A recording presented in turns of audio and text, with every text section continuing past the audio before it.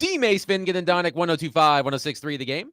Broadcasting from the Busy Bee Plumbing, Heating, and Air Conditioning Game Nashville Studios, home of the $99 yearly Beehive membership, where the buzz is always about great service. And we are presented by Bet365. Whatever the moment, it's never ordinary at Bet365. Willie Donick, Derek Mason, Adam Vingan, and Nick Frazier here with you. Nick in for David. It's draft day. There is no NHL draft day movie. Of course, there's an NFL draft day movie. But it is NHL draft day. The Predators have at the moment, the number 5 overall pick in the first round of the NHL draft, which starts tonight at 6 o'clock our time. We'll have coverage right here on 102.5, 106.3 The Game starting at 6 o'clock, anchored by Max Hers and Robbie Stanley. I'm really looking forward to our show today.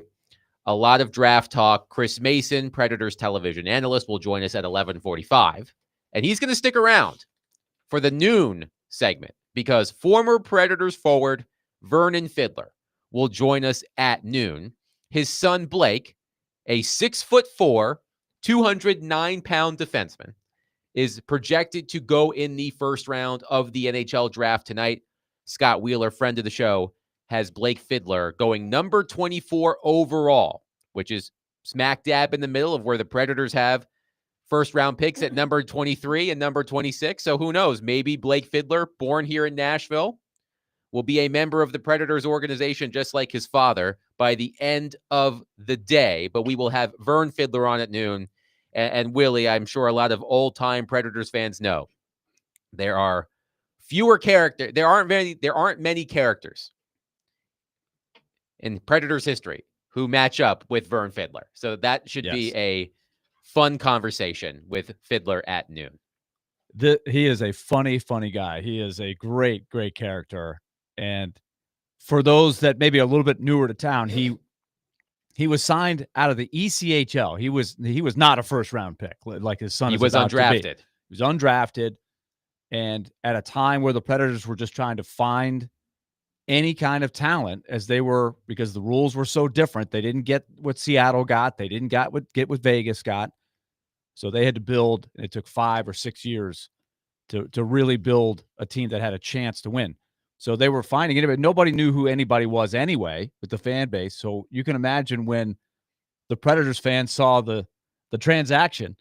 Predators, Nashville signs Vern Fiddler. Hey, perfect.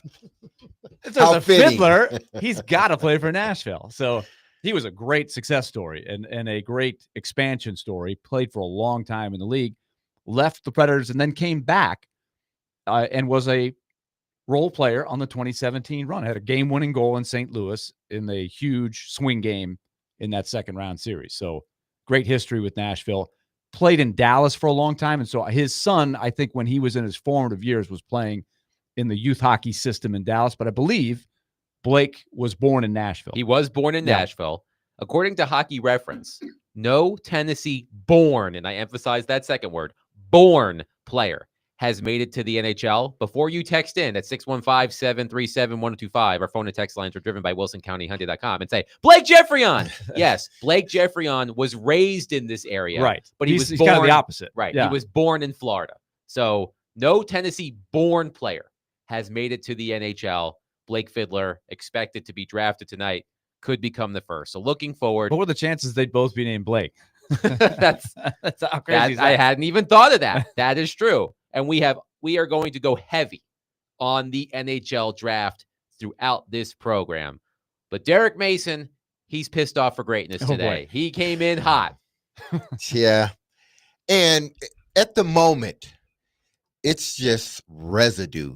Right now it's just a residue of me being really angry at the moment. So there's been a cool down period. There's been a tremendous It's kind of what you tell the coach after a tough loss, absolutely. Go cool down for 10 minutes before you go face the media. That's why the locker room isn't open to the media right after the game. That's true. They let the players get an opportunity to cool down, the coaches say what they need to say, and then, answer questions.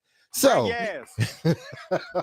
so it's residue now, which means it's much calmer. But this morning, I left the house early because I had an appointment. So I figured I would go to my appointment in Franklin and then, double back around and come to work. I was going to Classic Sports Barbershop, where I go just about every week. My homeboy Tony. So I'm headed down Hillsboro, going south. And at the intersection of Hillsboro and Old Hickory, they're doing construction basically.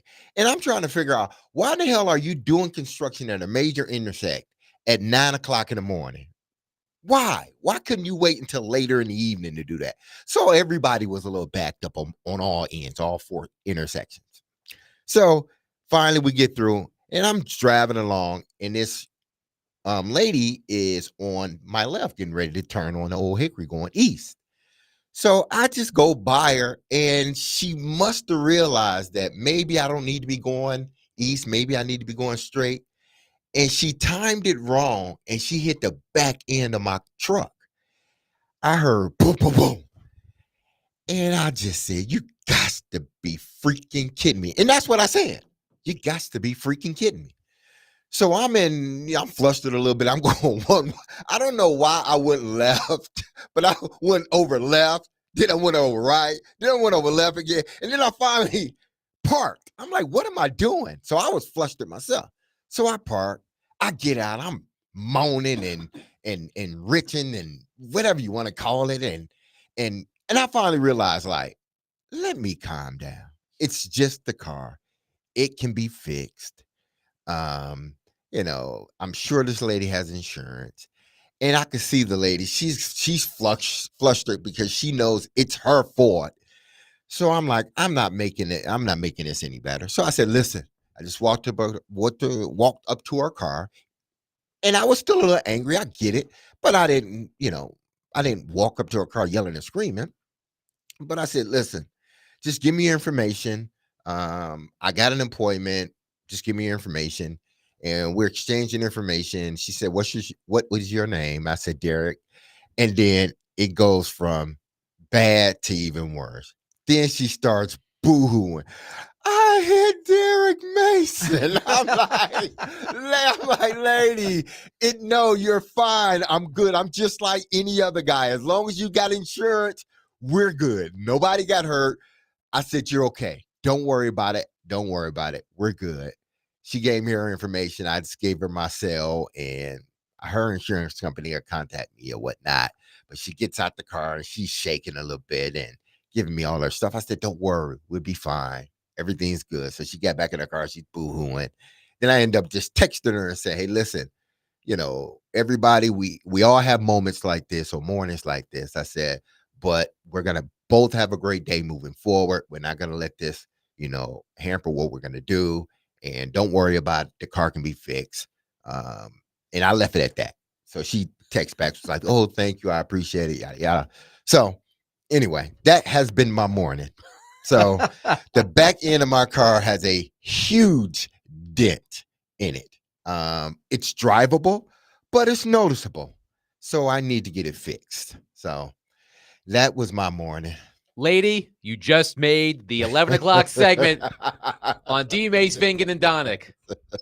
You know who you are. Yeah, she knows who she is. But listen, I've been in accidents before, and we all, our first instinct, especially when it's not our fault, our first instinct is to just get upset. Like, what are you doing? Especially if you're trying to get somewhere. It's like, what are you doing? You're flustered and you're arguing and you're fussing and your body is gyrating and hands. But then once you sit and think about it, it's like, oh, it's just a car. Nobody got hurt. So I remember the first car accident I ever got in. It's actually the only car accident that I have been at fault for, was when I first started driving. So I must have been 15 or 16 years old. And I was distracted by my friend who was driving in the other lane. We were at a stoplight. He distracted me. I hit the gas a little too hard as the light turned green, and I hit the car in front of me. It wasn't going very fast, but the gentleman was so mad, and I had no idea what to do. I was a new driver. I was like, this is the worst thing ever. And he was like, where's your insurance card? And I just like basically gave him my wallet. I was like, you find it. I don't know where it is. And I think I ended up giving him like my AAA card. And the guy calls my mom and was like, "Your son tried to dupe me." And I was, I don't know where the insurance card is. So I basically gave this stranger my wallet. I said, "You find the insurance card. I don't know where it is." He was so flustered. He just gave it to her. Like, "Here, Would you go through my Would wallet." you take a Firestone discount card? Oh my goodness. May I ask you a question? Yes. Was the other person, was her name Rebecca? Yes, it was. Rebecca just texted in. Oh, Rebecca said, "Long-time listener, and I am so very sorry, Derek," with 3 crying emojis. Listen, when she said that, I said, "Man, don't worry. We're good. We're fine. You know, as long as the cars can get fixed, we are good." And she was, and I was like, "Oh my goodness." Rebecca, you are a true sport.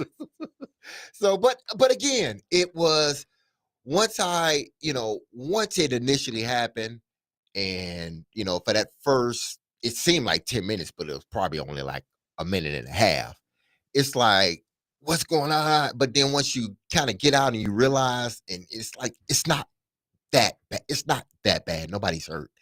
So then we exchanged. She was still a little nervous, and we exchanged information. And that's when it was just like, and then it came out even more. Then she gets out the car and she's like, "Oh, I'm sorry." I'm like, "Don't worry, we're fine." Rebecca also wants to make sure that she is insured. She Yes, goes, "Yes, I am insured." Yes. Rebecca, if you wanted to meet Derek Confirmed. Mason, there were so many other ways you could have done it. You didn't have to get into a minor car accident with him. But we're glad you're okay, Rebecca. Thank you for listening. I hope that, you'll look back on this and laugh. Oh, You'll I'm look back laughing on this now. and laugh. I'm laughing now. So it's a part of life. It happens. Absolutely. D-Mace, if you get hot water and then you get a plunger and pull out the bumper, it'll come out. It won't even, you'll be all right. That's not going to work this time. Oh, okay. There's Nick Frazier MacGyvering everything again. Just take a toilet plunger. It'll fix your bumper. 615 And a blowtorch. Yes. 615-737-1025. Our phone and text lines are driven by WilsonCountyHyundai.com. But coming up next, let's get into the NHL draft. The Predators have the number 5 overall selection, again, as of now, because a lot can change between now and the start of the first round. But at the moment, the Predators have 3 first-round draft picks, starting with number 5 overall. And there are 2 players who have been linked to the Predators more often than any other. And we are going to discuss those 2 players coming up next. Willie Donick also tells me there may be a third player in the mix, according to one particular mock draft, or a fourth. We'll get into all of that coming up next. 615-737-1025. Join us, speaking of the draft, at Bridgestone Arena for a party like no other, and celebrate the future of Smashville at the Nashville Predators 2025 NHL Draft Party. More details at theGameNashville.com/events. Catch 1025 The Game's Draft Night in Smashville this evening, starting at 6 o'clock, powered by the International Brotherhood of Electrical Workers, Local 429, and Hanks on Broadway, your honky-tonk for pre- and post-game fun.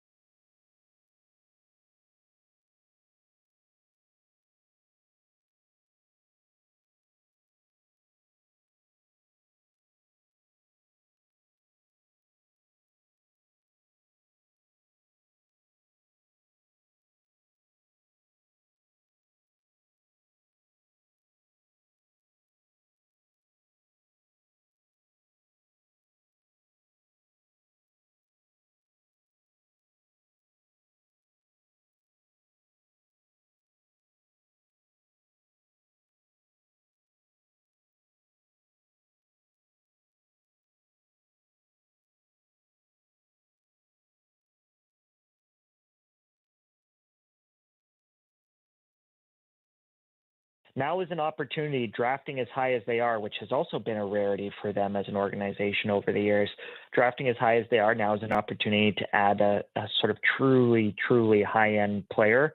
There are a few there that I think they would consider. I think they should and will consider James Hagens out of Boston College. James is a high-end, high-skill centerman who would project potentially to be a first-line center for them someday, and certainly should be a top 6 player for them someday if they were to take him at number 5. But I've kept coming back, despite the quote-unquote perceived need within the Predators organization for a centerman. I kept coming back to Martone. I kept hearing Martone. He would add a little bit more size to their group. They do have some depth at the center ice position that's coming. Igor Surin was their first-round pick a year ago. Everybody was introduced to Fyodor Svechkov this year with the NHL roster a little bit. So they do have some young players coming down the middle. Obviously, they have sort of good depth on the wing as well, whether that's James Hagens' Boston College teammate, Teddy Stiga, or Matthew Wood, who everybody has been introduced to now a little bit. But they've got good depth within the pool, good depth within the organization. There should be waves of young talent on the way, Tanner Molendyk on the blue line, etc. But Martone would give them their top prospect, and it wouldn't even be close, frankly. And I'm a big believer in Tanner Molendyk, but just a true cut above that. So would James Hagens, for that matter. But Martone is the name that I've heard linked to them more often than Hagens in the last few weeks here. That was Scott Wheeler of The Athletic on our program earlier this week. By the way, the Predators just announced. So this is a decentralized draft. It's not the NHL draft you're used to where all of the teams are on the draft floor at the same time. So the NHL teams are picking celebrities to announce their first-round draft picks. The Predators have 3 first-round draft picks.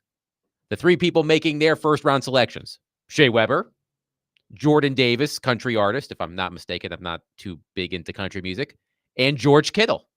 Shea Weber, Jordan Davis, and George Kittle will be announcing variety pack there. Will be announcing the Predators' first-round picks tonight at the NHL draft. Number 5, number 23, and number Shea 26. Weber, all right. Shea Weber, Jordan Davis, So you notice how they're just and little George by Kittle. little working Shea Weber back into the fold.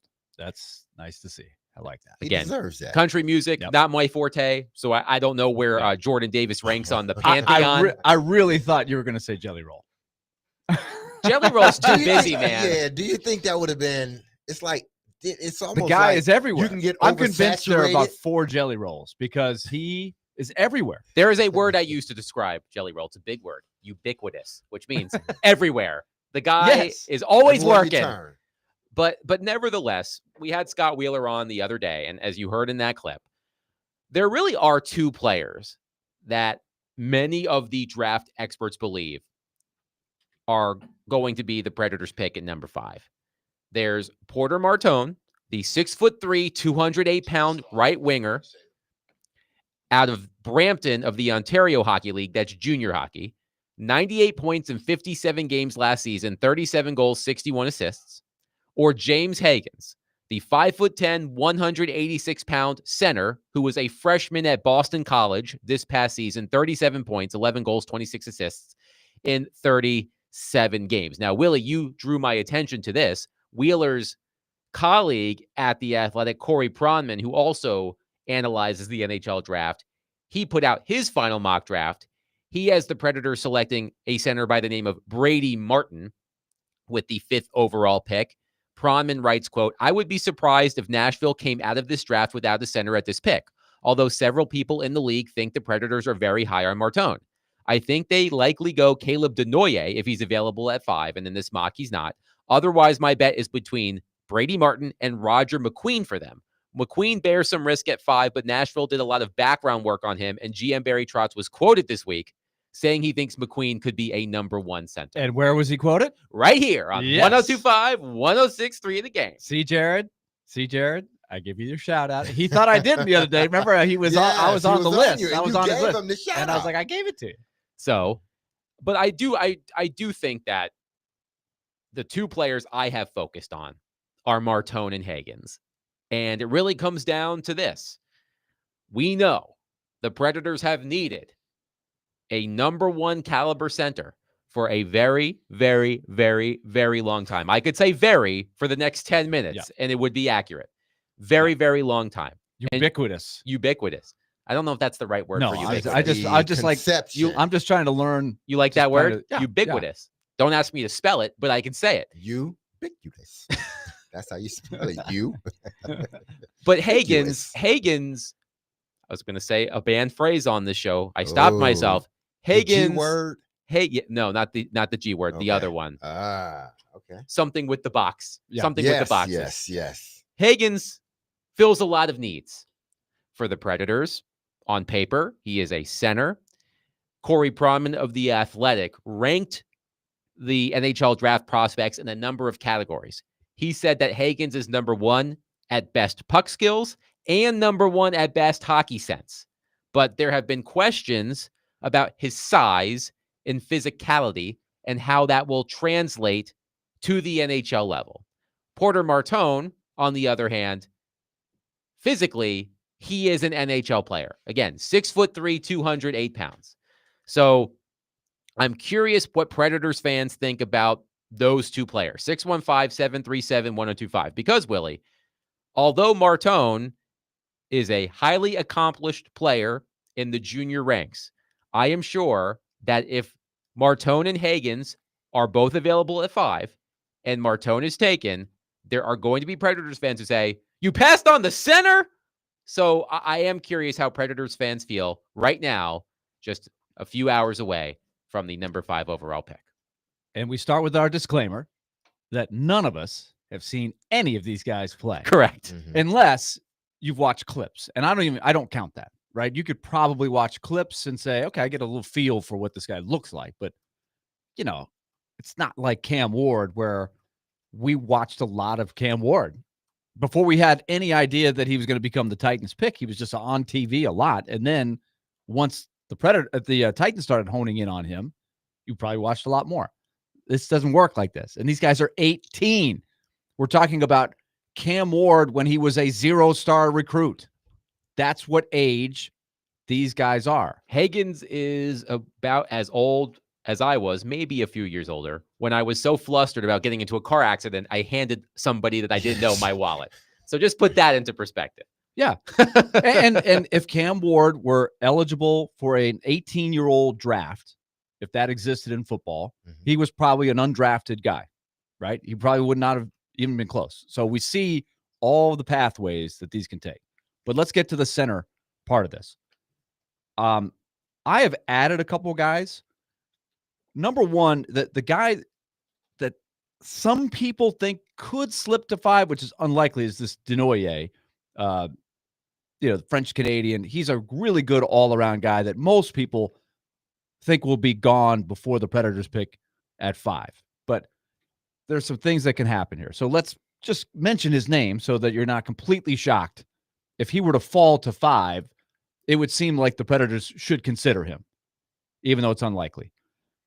Then you've got Hagen's, who we've talked about a lot, probably more so than anybody, because at one point he's an intriguing story. And as Jared has honed in on, it's unique that at that young of an age, you can go from being the hands down best prospect just a few months ago to now slipping a lot, right? Some people have him down at 7 or down at 10 sometimes. It's a varying range, and a lot of it's is due to his, as you mentioned, his size, right? He's a little guy. He's a water bug. He's extremely skilled. But what did he do? Maybe he just didn't wow you at Boston College, but that's also a wild card because he's playing against older kids at college as opposed to a lot of these kids who are playing basically high school hockey, high-end high school hockey, right? The Canadian junior model. So it's hard to compare these things. And then, as you mentioned, Corey Pronman, who's really good at what he does, has Brady Martin going to the Predators. He's also a center.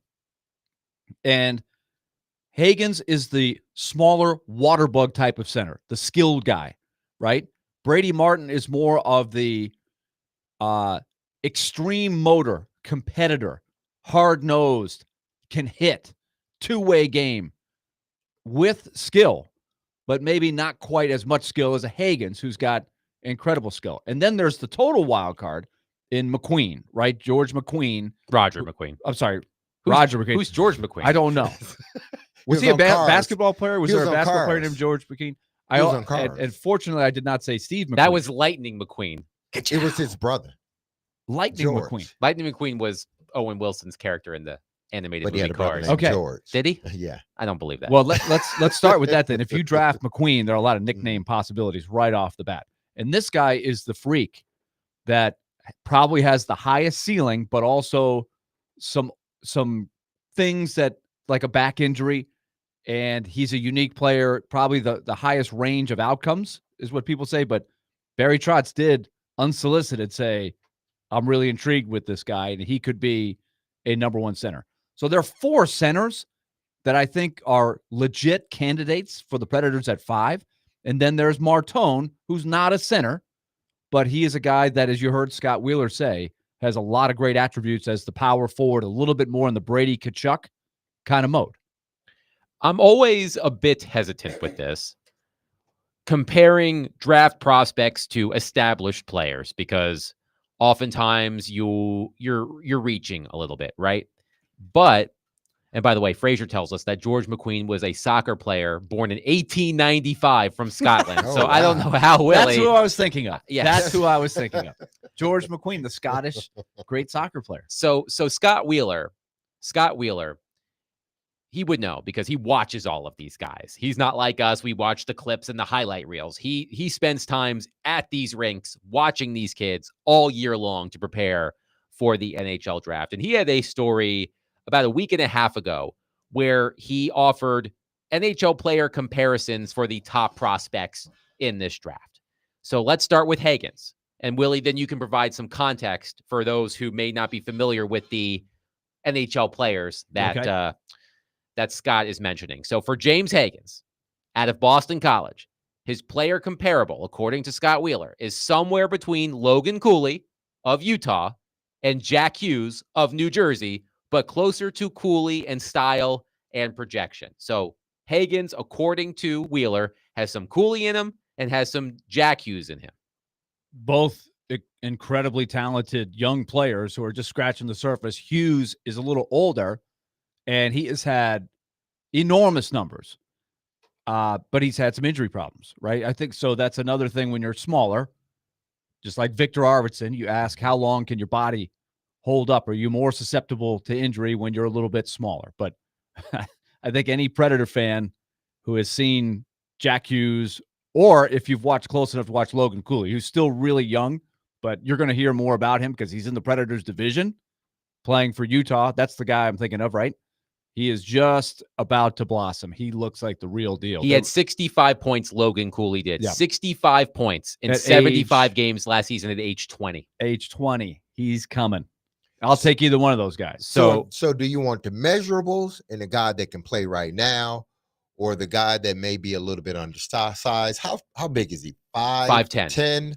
5'10", 186. Exactly. Compared So to Martone, who is 6'3", 208. and centers are typically around that 6 foot range. I Yeah. know we got Sidney Crosby, who's 5'11", somewhere around there. Yeah, it But depends on your typically- style. Yeah, but typically you want them to be a bigger guy. But if he has that skill set, it's going to be a skill set you're going to be waiting on as well. Well, that's the question Yeah. that we should ask all of our listeners at 615-737-1025. You can answer Derek's question. Do you want the player with the measurables who could play sooner rather than later? Or do you want the skilled player who may need a little bit more seasoning, but projects to be one of the top offensive players in the NHL? By the way, quickly before we get to Chris Mason, Scott Wheeler's comparison for Porter Martone, Mark Scheifele if he were a winger. And Predators fans know how good of a player Mark Scheifele is with all of the battles that the Predators have had with the Jets. Caleb Denoyer, his comparison, according to Wheeler, a cross between Sean Monahan,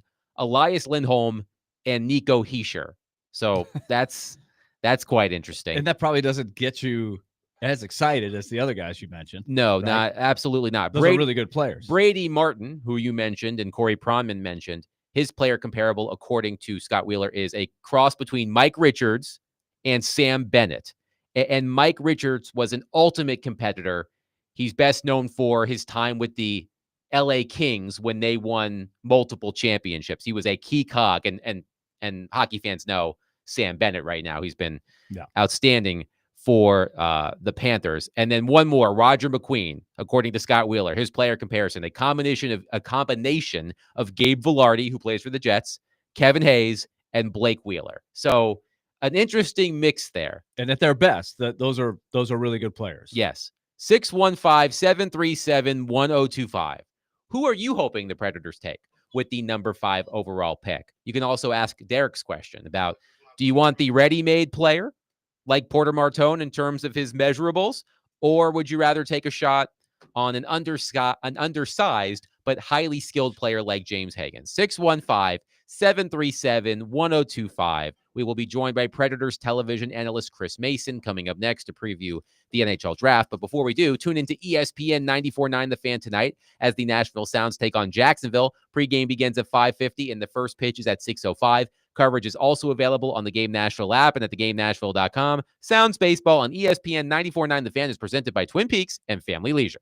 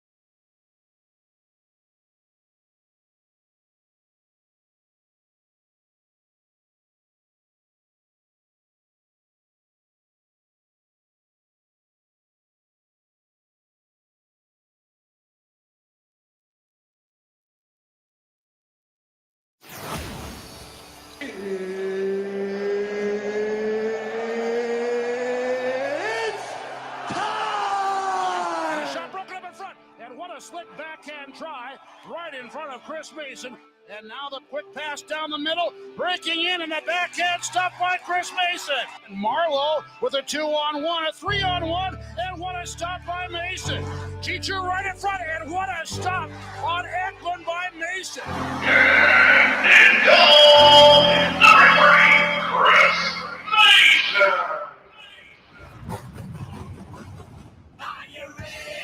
D. Mace, Fingen, and Donick, 102.5, 106.3 The Game. Willie Donick, Derek Mason, Adam Vingan. Before we bring in Predators television analyst Chris Mason, a couple of texts on our text line, more than a couple, presented, or driven, I should say, by WilsonCountyHyundai.com about what the Predators should do at number 5.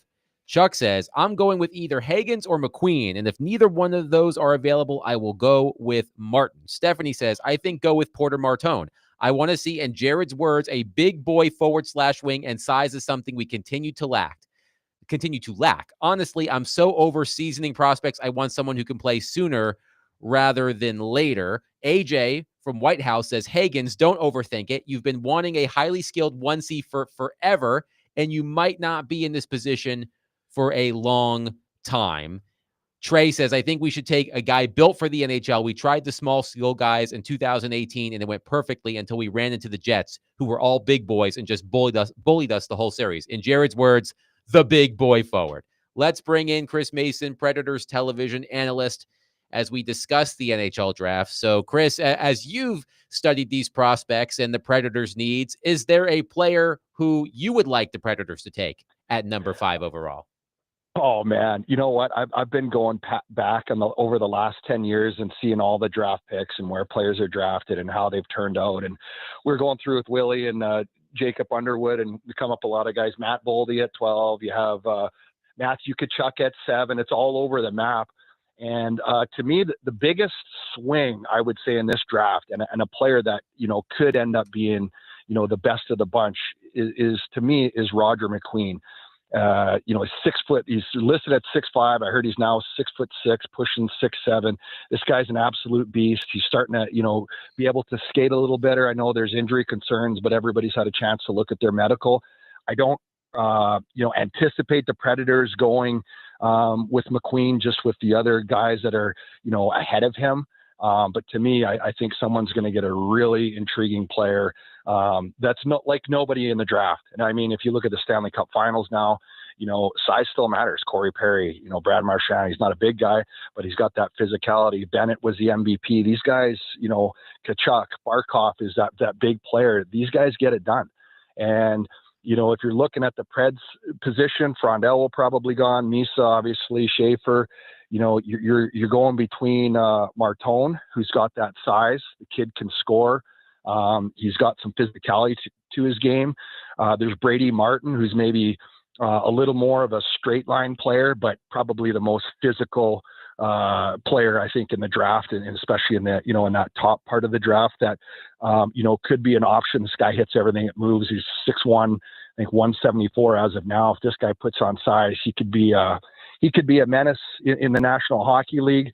Whether it's a 1C, probably more of a 2C type of a guy. He's not going to quarterback a power play or anything like that, but he's a guy that could get it done at the NHL level. And then you have Hagens, he's tough to pass because of his skill level. He's not as big of a guy, but I always find when you're looking at these prospects, it's so hard for me, and I think for scouts, to, let's say you're picking Hagens, who played in college, compared to a Brady Martin or a Porter Martone that played junior. I mean, if Hagens was in junior, he would have probably lifted that league up.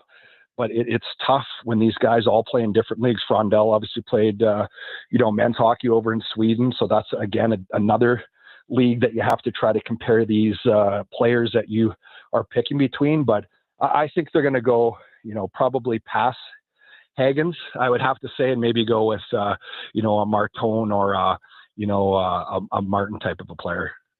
Chris Mason is with us, and Mace, we're looking forward to our conversation with Vern Fiddler coming up in the next hour. So as we talk about this 5th pick, I think the exercise we did this morning, you touched on it. How often you can get that guy that really moves the needle, the dude, a freak, You're probably not going to get Connor McDavid, the super freak, right? The truly superstar. But we were looking at your odds in that 5 to 10, 5 to 15 range, and it's interesting year to year. Some years it's loaded with guys like that, and other years there's only a handful. Yeah, it really it's tough. It's so hard because you're picking 17-year-olds. You don't know. You're taking your best guess on where you project these guys. That's why I think the interviews, obviously doing due diligence on players. A lot of these kids, I mean, they love the game. Hockey has become, a lot more of a skill game. So even these physical players, you have to have an element of skill, to play this game now, and speed and skating ability and projecting, whether a guy, if he's an elite skater in junior, will that translate into the National Hockey League? If he's an average skater, that's tough, to be able to really develop skating, I think, at that level. But you just never know. There seems to be a lot of really good hockey players and a lot of guys that could probably hit in this draft. There's no superstars. I think the McDavids and McKinnons come around once every, 10 years. I can't remember the kid's name off the top, but they got that kid next year. That's the one that's Gavin McKenna. Gavin McKenna. Yeah. Yes. Yeah. He's the one. You want that number one pick because he seems like one of those guys. But it's such an important pick. I mean, you look at the Predators, the last time they had it was Seth Jones. It was a great pick. But you don't get these opportunities come around too often. And when you get it, and they've got 3 in the first round, you've got to make sure you get as close to a sure thing as possible. But like you said, there's a lot more misses, I would say, than guys that strike, and guys that get taken later in the draft. Sometimes, the 10 to 15, 20 range end up turning out to be better NHL players. But it's so hard because they all play in different leagues and they're 17. You just don't know the progression. And when they get to the next level, can they be, adapt from being a smaller fish in a bigger pond? These guys have all had success, and they're not going to score the way they did in junior at the next level until they develop a little more. Hopefully down the road they can, but that's the job of the scouting staff, is to have to identify these guys and make the right pick. And Chris, I think it's important to keep these things in perspective. I saw the NHL tweet out a list of the most career points by players selected 5th overall. Number 1 on that list by roughly 1,000 points is Jaromir Jagr with the Penguins in 1990. Phil Kessel right after him, drafted number 5 overall in 2006 with 992 career points. But then I'm looking further down the list. Braden Shen. Braden Shen was the 5th overall pick of the Los Angeles Kings in 2009. And I look at Braden Shen's career. He's still in the NHL. He's played more than 1,000 games. He's only topped 60 points twice in his 16-year career. He had 70 points one year and 65 points another year. He just missed it a few times, 59 points, 58 points. But I know that Predators fans right now are probably listening and going, if the 5th overall pick turns into Braden Shen, that's not a good pick. But Braden Shen has been a productive NHL player for more than 1,000 games. So how do you keep these things in perspective, I guess? Well, I think if you get that pick, I mean, go look at all the 5th picks that turned out to nothing. I bet there's way more of those than the ones that did. I would say that's a home run. I mean, he's won a Stanley Cup. He's still playing. He's still getting it done. He's an excellent penalty killer, physicality, leadership, all those other intangibles that, you need to have on a winning team. So I would think if you get a guy like that, I would take that, 100 times over. Obviously everybody wants the Jaromir Jagr and those types of players, but the reality of it is those come around once every, generation, and it's kind of a throw at the dartboard. It's a little bit of luck. So I would say if you get a player like that, if it's, Porter Martone or somebody like that, it's probably got a little more offensive upside than, a Braden Shen. But I mean, if you get a player with that longevity and, all those different intangibles to his game, I would say that's a huge win. I mean, you look at, some other players that, Willie just named off, or, we were going over earlier today of a bunch of guys that, in the top 5, 6, 7, 8, 9, 10 that you don't even know their names because they've never made it. And these are guys that, the same group of players that we're talking about now. So it's just so tough. Is Hagen's Hagen's was a guy that was, at one point talked about potentially being the first overall pick in this year's draft. And now for some reason he slid down, to maybe the 6, 7, 8, 9, kind of range. But I mean, you don't know. There's a rumor come out yesterday that now I think San Jose potentially looking at Frondell. I mean, this guy was a guy that was, closer to 10 about, a month or 2 months ago, and they haven't played that many games in the last 2 months. So these ratings and rankings are changing left and right. Whether there'll be movement, I don't expect there to be any movement in those picks, but it'll be interesting to watch some of these teams if they actually take their pick or if they look into that and who it's going to be. But, things are going to change. I mean, Michael Misa would be, to me, that would be the one. That's why you're hoping the Preds could have got a little bit of a higher pick. I think that was the guy that, in my opinion, would have been the guy that the Preds it would really be a game changer for them. But that's not the reality of the situation. So you have to look at the other, elements and intangibles, and obviously the competitiveness and the physicality and size factor is something that the Predators are looking at. Quickly, Chris, you are going to stick around for our conversation coming up next with your former teammate, Vernon Fiddler, whose son, Blake, is a first-round pick, expected to be a first-round pick later today. How old does it make you feel that Blake Fiddler is about to be drafted?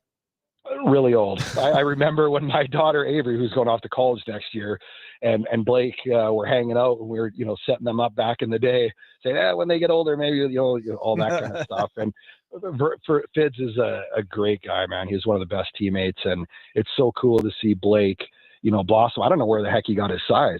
6'4", probably still growing. I mean, that's there's been a lot of speculation too with the Preds picking at 23 and 26 that could be a name they're looking at. He's a big 6'4", good skating, puck moving defenseman's got some good offensive upside, can skate well for a big man. It's really cool to see, what he's done with his career. He's had some great success with the U.S. national team. So it'll be interesting to see if, that's a guy, the Preds, that'd be really cool to see. And I think if he did pick, will he be the first Nashville born player in the first round? I think first in the first round. There has never been a Tennessee born player to make it to the NHL. Wow. So he would be the first if he were to do it. But we are going to keep Chris Mason on the line. He's going to join us for our conversation with former Predators forward Vernon Fiddler coming up next. Again, his son Blake expected to be drafted in the first round tonight, in the range where the Predators have 2 picks at number 23 and number 26. 615-737-1025. Vern Fiddler will join us coming up next. But before we get to Vern, get out of the summer heat for craft brews, food, games, and entertainment at the 2025 Nashville Predators Craft Beer Festival tomorrow at Bridgestone Arena. For more details, visit thegamenashville.com/events.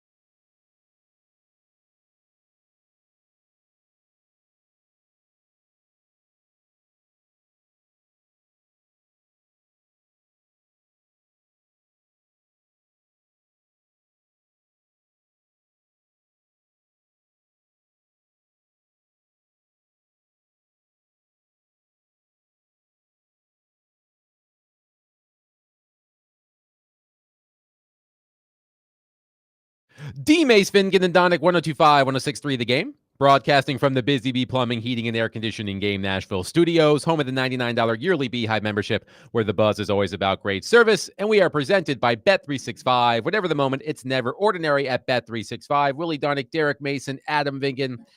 Pleased to be joined on our phone line, driven by WilsonCountyHyundai.com, by former Predators forward Vern Fiddler, Vern's son, Blake, a defenseman, expected to be drafted tonight in the first round of the NHL draft. Vern, thank you so much for joining us. Also, Chris Mason is here because he did not want to miss this. So say hello to Chris Mason as well. What's up, Mason, guys? How are you guys doing today? We're great. What's up, Fids? Good to excited for you, buddy.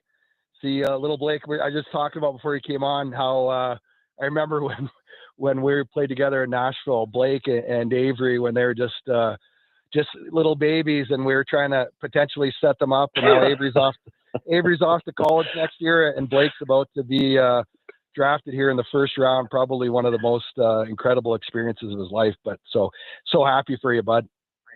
I appreciate that. Yeah, there's just so many great memories there in Nashville. We had such a great group of guys and such great memories there. So Vern, let's talk about your son Blake here. You were undrafted and you carved out an excellent career for yourself, playing nearly 900 NHL games with the Predators, among other franchises. So what has it been like for you to go through the draft process with your son, a highly touted defenseman who is expected to go in the first round of the NHL draft? Yeah, it's definitely been a whole new experience for me. Obviously, hadn't gone through it. Just kind of experience it with Blake. I had no idea that the pressure that these young men get put on, and it's just like right starting from the Helenka tournament, right from the August tournament, right to today. Like he just finished up another couple Zoom calls. So like it's a consistent thing all year where these scouts are checking on you and following you and, keeping in touch. And, then the social media aspect of it, these kids can kind of follow where they sit. And, there's just tons of added pressure on these boys, but, they're all, just being around the hotel the last couple of days here, they're all just such good men that have sacrificed a lot. Like a lot of these boys, you have to remember, move away at 15 or 16, and they choose to give up their family life and live with their family, the normal life, and the sacrifices they make. It's incredible to just see how great all these young men are. So for Blake to be a part of it, it's super special. We're very proud of him, just of the young man he's turning into, but this is also just a cherry on top that he's potentially going to get drafted in the next couple of days here. So Blake was born in Nashville, spent his formative years in Dallas, where he picked up the game, if I have my timeline correct. But how much pride does Blake take from being from Nashville? As I understand it, no Tennessee-born player has made it to the NHL. And if Blake realizes his dream, he could be the first. So although he didn't spend a ton of time in Nashville, how much pride does he take on being from this area? Oh, he takes a ton, and he got to experience me playing in the Preds when I came back in 16. So that was, he knows, and we always talk about my days in Nashville, how special a organization it is, and that's one of his favorite teams too. Like we have two favorites, and it's Dallas is his home team where he grew up most of his life, and then it's always been the Preds, just because I've always followed the team and it's like your first girlfriend, your first NHL team. You just never forget them, right? But I've always had I always follow back on watching the Preds, and I get to listen to you guys on the TV and laugh my ass off most nights. So Nashville has a special place in our heart with our family. Blake was obviously born there, and then just starting my career off there. Lots of great friends still there, and Blake is he takes a lot of pride in being from the South. He's been raised in the South his whole life, and Nashville plays a big part in that. Obviously, living now full time. We live full time. He doesn't, but in Frisco, it's the Southern charm, which we really like. Mace, you got one for Fids? Well, Fids, I was going to ask you too, because obviously you were, took a completely different path. You're a warrior, just worked your way and grinded all the way. And, as Adam said, to play almost 900 games, I think you played over 1,200 pro games. Him being a high prospect now, going through all these, because it's changed from when we were kids and you came up with all the interviews and you said the social media, and it's been talked about, especially up in Canada where Blake played all year. How much does he rely on you, and how much does it help? I mean, I've talked to the Kachuk boys, and having a dad that's played and just can kind of handle the emotional roller coaster and the pressure, I think it helps. And every kid's different. Some are like, okay, Dad, we get it. You play in the NHL. They don't want to hear from you. But I'm sure, this year especially, he's probably leaned on you quite a bit. Yeah, you make a good point there, Mace. It is definitely they're these kids that kind of grew up in the arena with us. They do have a little bit more common sense about everything, and they understand that how to handle pressure. But yeah, there's tons of conversations after games. Blake's got great coaches, so I just try to be his dad, and when he needs to lean on me, he needs to lean on me. And when things go good, sometimes you don't hear from him for a couple of days, but when he needs to talk, you just got to be there and try to help him navigate through what's going through his head and things like that. And we're fortunate that we got to live the experience a few things where we have a few tricks up our sleeves that we can help them. And you just have to continue to remind them that there's a new day that the next day, and you got to go to the rink with a good attitude, and whatever that gets thrown at you, you'll get through it. You just have to continue to believe in yourself and trust the people that believe in him that aren't him, and in his circle, that everything will work out how it's supposed to. And you just continue to try to be positive with them, because there is so much negativity in the social media aspect side of it, that anybody can say anything about them, even if they don't know what they're talking about. So, there's been a few things to navigate, but he's handled it really well. He's a mature kid, and he's been around it a long time, so he's getting better and better at it as the year goes on, and hopefully that we can kind of put it all to rest tonight. Vern Fiddler is with us, and Vern, as well as anybody that you can't control who picks you, but that being said, when you look at a lot of these mock drafts, you're well aware that the Predators have a couple of late first-round picks. They're loaded right in the area that Blake, for what they're worth, is sort of slotted there. I would imagine that Barry Trotz and all the Predator people have an extensive scouting report on Blake. The storyline would be awesome. So I'm not asking for any scoop or anything, but you got to believe he's on the radar for the Preds, right? We all want to see it. You got to give the people what they want. Well, Trotzy's probably looking at it like, I don't know if I want to deal with Fids again. but no, there's obviously these mock drafts and stuff, and I mean it's it's out of your control. But of course, that would definitely be something that we would be super happy about. The Preds gave me my opportunity, and just to even think about it, for them to give him his opportunity, that would be pretty cool. But like you said, it's out of our control. Blake's done what he can this year. He had a great year. He played at the U18. He played in the Hlinka. He's played a lot of hockey. We're just excited that this will all come to an end tonight, and then he can roll his sleeves up and get to work for whoever drafts him. I'm sure you've been asked this probably from the time he was hitting his first growth spurt, but I'm looking at your profile, Vern, at 5'11", 205, and we know Blake's calling card is size, right? He's 6'4". How did he get 6'4"? Well, those are some really good questions. We're trying to still figure those out. The mystery of the gene pool.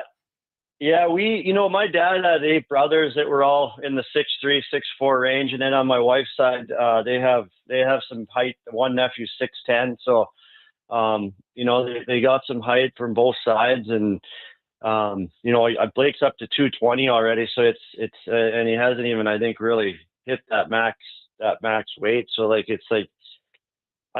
don't yell at him anymore. Let's just say that. I just kind of calmly talk to him, like, hey bud, can you put your laundry in the laundry room? And if he doesn't answer, I just kind of go on with my day because he's much bigger than me, and I'm starting to get a little scared of him.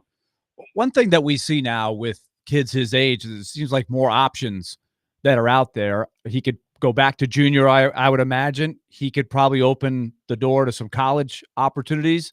What do you think would be the next step, and how do you try to weigh all that for him?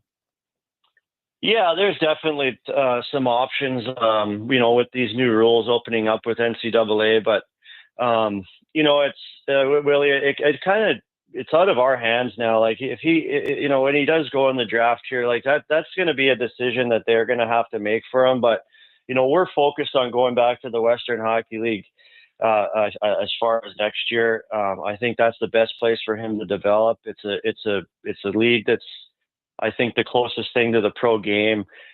He's put in his 2 years there, and he's going to earn the right to be one of the top defensemen there next year. And we're also very loyal people, and we committed with Edmonton 3 years ago, and we had a plan that is we're executing it, step by step. And this is one of the executions that we had planned, that if we went up there, this is where we thought Blake would be. And we want to continue that relationship with them. And as they've done such a great job with Blake, and they've done a great job with him off the ice, on the ice. So I don't think there's a better place for him to continue to develop than in Edmonton in the Western League. All right, Vern, but before we let you go, I want to get you to talk about Brent Peterson for a moment, because I'm thinking back, because he takes credit for discovering you in the ECHL when you were playing, I think, for the Roanoke Express over in Virginia. Yeah. And Mace will remember this time, the 06-07 Predators, a loaded team with Paul Correa, eventually Peter Forsberg, Jason Arnott, J.P. Dumont, Steve Sullivan. But as a lot of people remember who followed that team, got kind of banged up at one point. And Fids was playing on the team. And I remember having a conversation at a morning skate with Brent Peterson. There was a team was on the road. I was like, man, Petey, banged up squad right now. What are we going to do? This guy's out, that guy's out. He goes, don't worry. We got Vern Fiddler. So he was always a big fan of you. And sure enough, you guys find out a win. But you were kind of a guy that got great opportunities playing alongside of a lot of great players on that team. Yeah, it was. It was, Brent was a massive influence in my career. I don't think I ever would have made it as long as I did, and, kind of accepted my role if it wasn't for Brent. He really he was very honest, like just bluntly honest. Like, you're not going to be a scorer. You're going to be a penalty killer. You're going to be just like me. You're going to be killing penalties. Like he even wanted me to grow a mustache like him. And he's like, that's impossible though. Yeah, this is how you got to play. And I remember, I don't know, Mace, if you remember, but like, he used to, like, I was like his son. Like, he would have hundreds and hundreds of pucks, dropping pucks, and he'd have that computer, and like, I just soaked it all in. I was so lucky. And my cousin had Brent in Portland in the Western League with the Winterhawks, and told me how great he was. So when I got to Nashville, he was drawn to me. And I mean, he just took care of me and made sure that I was over prepared on penalty kill. And I just found my role with him, but it was because he really believed in me, and just so grateful for Petey, because he's just one of those guys that every time you talk to you, it just grounds you that, we're all just humans trying to work our hardest, and, do our best and have the best, career and be successful. But that's who he is. He just, if you were willing to put the work in, he would work just as hard with you. And he taught me so many things about face-offs, and just the way I played defensively, being on the right side of guys, and stuff I'm teaching my son now is from Brent Peterson. So I don't think I could have had a better mentor and coach helping me in my first few years as an NHL player, and forever grateful to him and Tammy. They've been huge influences in my life, and people that I still lean on for different situations. So just love that family, and very grateful for him as a coach. Mace, what do you think about when you think about those teams with Paul Correa? You often love talking about that group.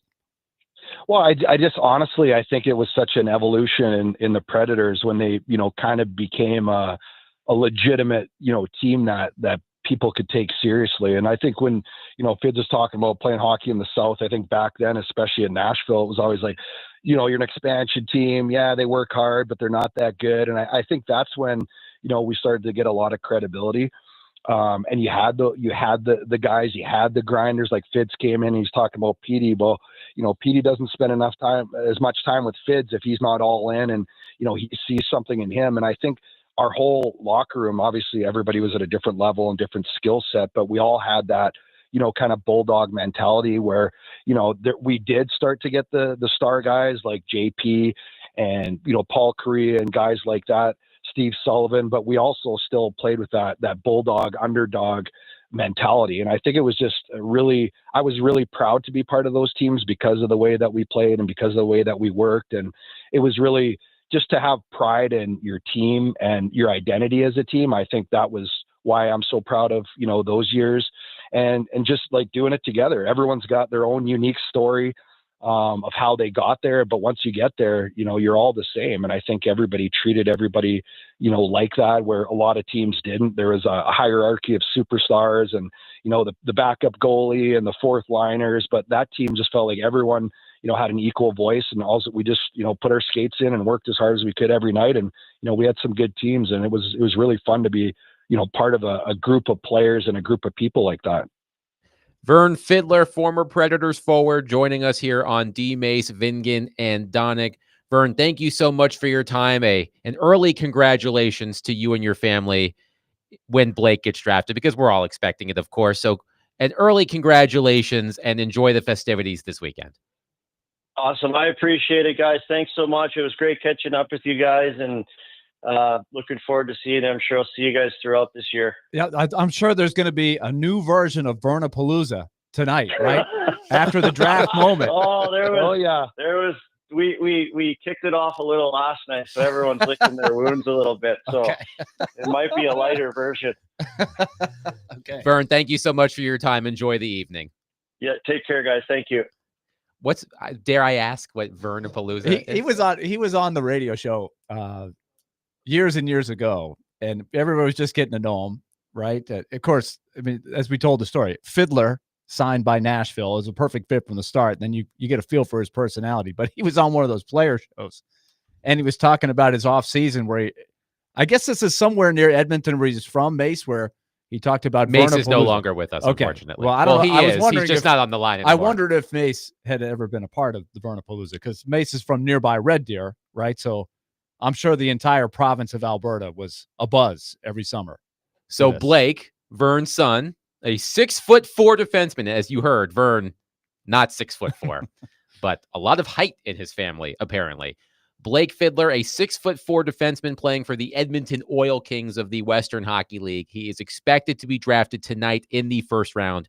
Scott Wheeler of The Athletic has Blake Fiddler going number 24 overall. The Predators have the number 23 overall pick and the number 26 overall pick. So what a story it would be if Blake Fiddler, born in Nashville, were drafted by the Nashville Predators. 615-737-1025. It's almost 12:30 on a Friday, which means it's time for Ask D-Mace.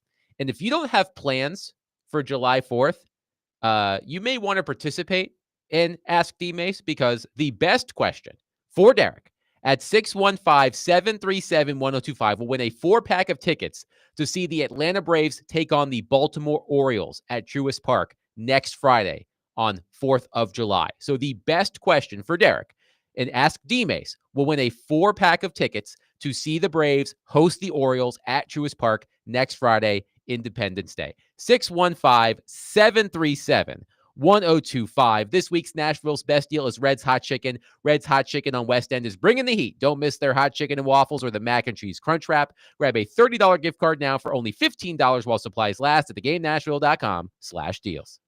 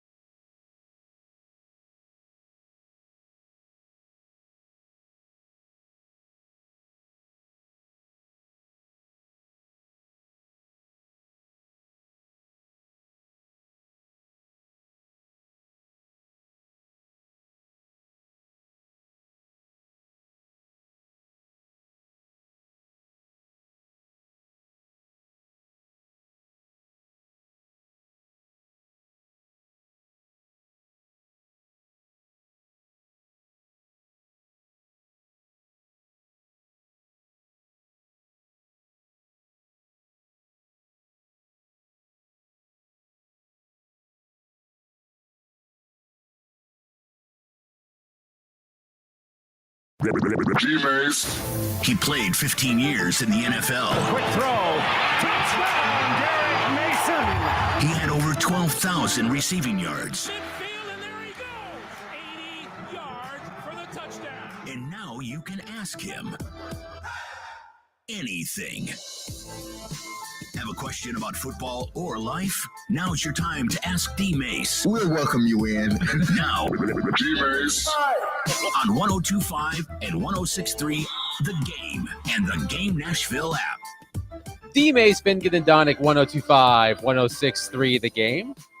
It's roughly 12:30 on a Friday, so it's time for Ask D-Mace. 615-737-1025. Again, if you don't have plans for Independence Day, you better ask a question to Derek Mason, because the best question on our phone or text line, driven by WilsonCountyHunter.com, will win a 4-pack of tickets to see the Atlanta Braves host the Baltimore Orioles at Truist Park next Friday, July 4th. Sounds like a good July 4th to me. Absolutely. Nothing like baseball on the 4th of July. And watching the Nathan's hot dog eating contest, of course. If I say get a hot dog with that, don't forget it. While eating hot dogs. Yeah. It is a bucket list item of mine to attend the Nathan's hot dog eating I contest. thought you was about to say it's a bucket list of yours. To eat a hot dog? To go to a baseball game and eat a hot dog. I'm like, have you done that? You haven't done that before? I have done plenty of that. Mm-hmm. But if you want to go to the Braves game against the Orioles on July 4th, a week from today, 615-737-1025. But before we get to your questions, I have to do this, Josh from Nevada. Josh from Nevada, he is a devoted listener. And he sent in this text message at 12:19. Quote, "Hey, babe, kiddos with your mom tonight? Let's go to Texas Roadhouse." Well, you know what that means. Then immediately responded, "OMG, my bad. Obviously, that was for wifey LMFAO." The kids ain't home tonight? All right. Texas Let's Roadhouse. go. Texas Roadhouse. Cinnamon butter. A lot of cinnamon and a lot of butter. Now, Derek, if you were What? trying to romance your lady, where would Texas Roadhouse be on that list? Hey, Nick is putting it top 2. Yes. Nick, would you agree? Top 2? Yeah, get a Let me bone-in rephrase. ribeye, Let me that's it. rephrase. Listen, you got to meet where your pockets are at. Let me rephrase. That's right. Which chain restaurant would you choose? Hey, listen, you got to meet where your pockets are at. Chain restaurants? I mean, there are so many in this city. Man, I'm not sure. I've been to this place. Sizzler? No, not Sizzler. What was the other? Olive Garden. Yeah. Take the Oh, Olive yes. Garden. Yes. The Sizzler, that used to be a popular bus stop on a road trip for the Vanderbilt Commodore baseball team. You get your meal money, $7 for the buffet, and just go Oh wild. my goodness. We used to go to like Old Country Buffet back in the day. You know? But right now, oh man, McCall and I like this new Italian place we've been to like a few times. So other than that, no. That's Honey, fun. if you're listening, Chili's tonight. Meet the restaurant where your budget is. That's what I say. Look, nothing sets the mood more than the of the fajitas Okay, yeah. as they're being carried to your table. But I digress. Let's go to Wes on our phone line, driven by WilsonCountyHyundai.com. Wes, thank you for calling. Please go ahead. Oh, man, it's Dad Joke Friday, D-Mace. Let's go. Man, why do melons have weddings? Melons have weddings. You know that one, Willie? No. I don't know that one. They cantaloupe. Cantaloupe. I like that one. I see like what you that did one. there, I'm Wes. gonna use that one. So I got a question for the day for you, man. And Okay. I'm not going to tell you that I got my mom for Christmas hey, I'm going to take you to the Braves games this summer. We're going to go. I haven't bought tickets yet, so you've got an opportunity to really help me out, man. Make it a good one, Wes. Let's go. Well, all right, here we go. And I'm doing this to start some arguments. So here we go. Derek, out of everybody on the station at 102.5, all 4 shows, even producers included, who has the most sports knowledge. Ooh. You done did it now, Wes. Thank you for the call. Oh, who has the most sports knowledge amongst everybody on all? You know what? It's easy for me because now he's included in this. George Plaster. Okay. Would George be? I would say I would lean more toward George than Willie.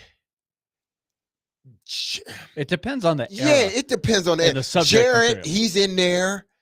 I mean, I'm all over. I got Jared it's beat. just It's a blowout. yeah, it's just not a even bunch of close. guys. But if I'm picking like one guy that's a part of this station, it has to be George. And listen, if y'all want to argue over George, then we can have that argument.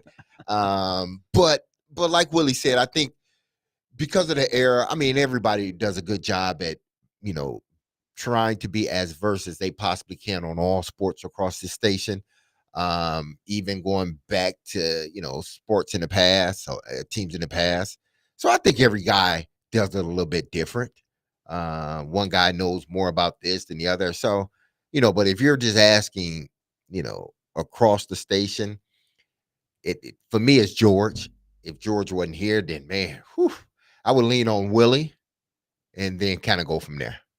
Who has the least? I have tenure on a lot of the people except for yes. George.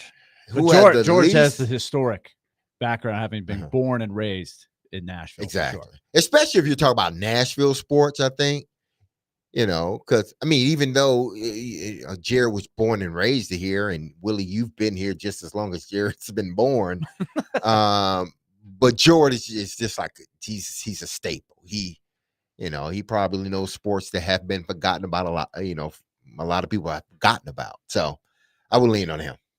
We have one texter, B-Man, says, you can't beat Ponderosa back in the day. Was always good and cheap. Ask Willie about this. Yeah, I was definitely I am unfamiliar with a few times. Ponderosa. Ponderosa is the same type of thing, just kind of your buffet, with the economical steaks kind of thing. But I forgot. If you want to go a little higher, they got something a little higher for you. Yeah, they do. There's tiers. Ponderosa was big in my hometown, Yeah, or it was in tiers. Maitland, Florida. Had the local. I went to a Ponderosa couple there. Ponderosas in Florida on our way, as we're going to Disney World. But I forgot about Big Joe. So, God, it makes it even tougher, man. After George, it makes it even tougher because you got to throw Big Joe. Big Joe's in there. Okay, here's what I need you to do. There was. I will put it, man. Who's at the bottom of the list? Ooh, man. Because we're talking about everybody. Wes said producers as well. Producers, everybody. So you can throw in Frazier. You can throw in some of the David. young guys. I would throw in some of the young guys that they know the sports, but you hear that, Connor the Newt? history of That's you. Not to say that Connor doesn't know it, but it's just like he's a rookie. He's young. Yeah, he's still in the rookie range. Exactly. He's still wet behind the ears. If your birth certificate says the year 2000 or later, then you are on the bottom of the list. Let's go to Seth on our phone line, driven by WilsonCountyHyundai.com. Seth, thank you for calling. Please go ahead. How y'all doing today, guys? Good. I got two questions for you. First one, very serious. How much wood would a woodchuck chuck if a woodchuck wood? Very serious. Now the second one, this kind of plays into the NHL draft tonight. If the Preds were to draft Blake Fiddler, does Barry make the pick, or does one of the reps make the pick? Thank you for the call, Seth. Well, you introduced this fact early in the show. If he is one of the first three picks, we already have the names of who's going to make the pick, right? Yes. So because the NHL draft is decentralized, meaning that all of the GMs are going to be back in their home cities, the three, this reminds me of another question we were asked earlier in the show. So the three people who are going to be making the selections for the Predators, announcing the selections, Shea Weber, Jordan Davis, who I understand is a country artist, and George Kittle. And then we had somebody text in earlier who said, what happens if one of those picks gets traded? So let's say the Predators trade the number 26 pick. Does that mean George Kittle is out of luck? It's out of luck. Yes, so. Just enjoy the night. You had a very successful tight end, George. So if this doesn't work out, you did have a great week. I feel like I missed out on the tight end. I got to get with the program here. Taylor Swift did a concert. I know. I haven't paid as much attention as I should, apparently. People have been asking me about it. It's like, I don't know much about it. I don't know how much of it. I guess it is a big thing here. Because I felt like the old guy. A lot of the media people were there, or enough of them were there. By the way, Josh from Nevada texted back in and said, glad my mistext can make y'all laugh. Well, you know where I'll be tonight. I don't know which Texas Roadhouse you'll be at, but I know you'll be there. At a Texas Roadhouse. I don't know if I've ever been to Texas Roadhouse. I've never been. Y'all are missing out. Are we? Yeah. The cinnamon butter is incredible. Never been to a Texas. Where is there a Texas Roadhouse? There are, I'm sure. There's one in Memphis. I know that for many a fact. locations. Definitely hadn't been to that one. Has there been? Is it an offshoot of the Logan's? That's what I was thinking. It's a little different. They got one in Gatlinburg, I do believe. I went to a shoot off from like Oklahoma Roadhouse. Yeah. There's one in Hendersonville. There's one in Murfreesboro. Is it? There's one in Spring Hill. Never been neither one of those. All right. Well, Josh, we know where you'll be at some point. 615-737-1025. One texter says, I hope Chig was at tight end. Guess what? He wasn't, apparently. No, he wasn't. 615-737-1025. We will continue to take your questions for Derek. Remember, the best question for Derek, the person who asks it, receives a 4-pack of tickets, a 4-pack of tickets to see the Braves host the Orioles at Truist Park a week from today, which just happens to be the 4th of July. 615-737-1025. Willie Donick, Derek Mason, Adam Vingan. 102.5, 106.3 The Game.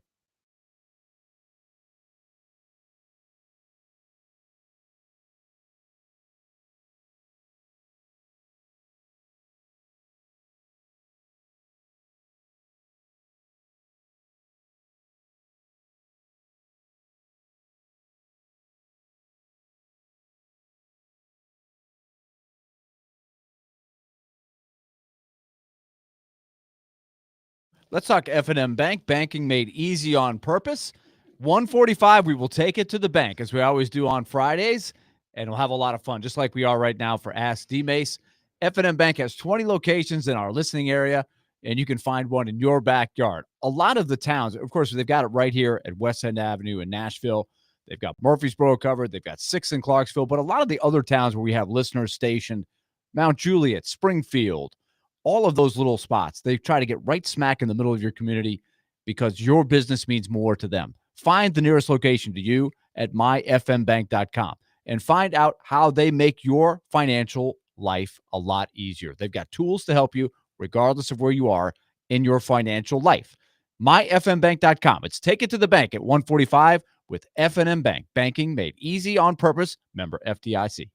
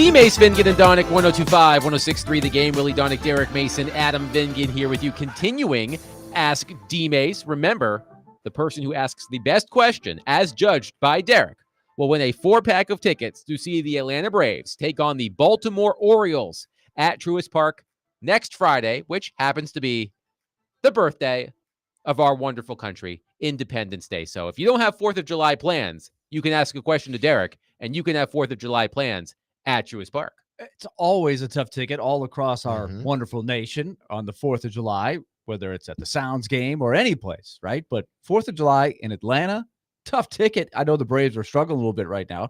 Mets beat them the last 2 nights. Yeah, slip that in there. I just slipped it in there.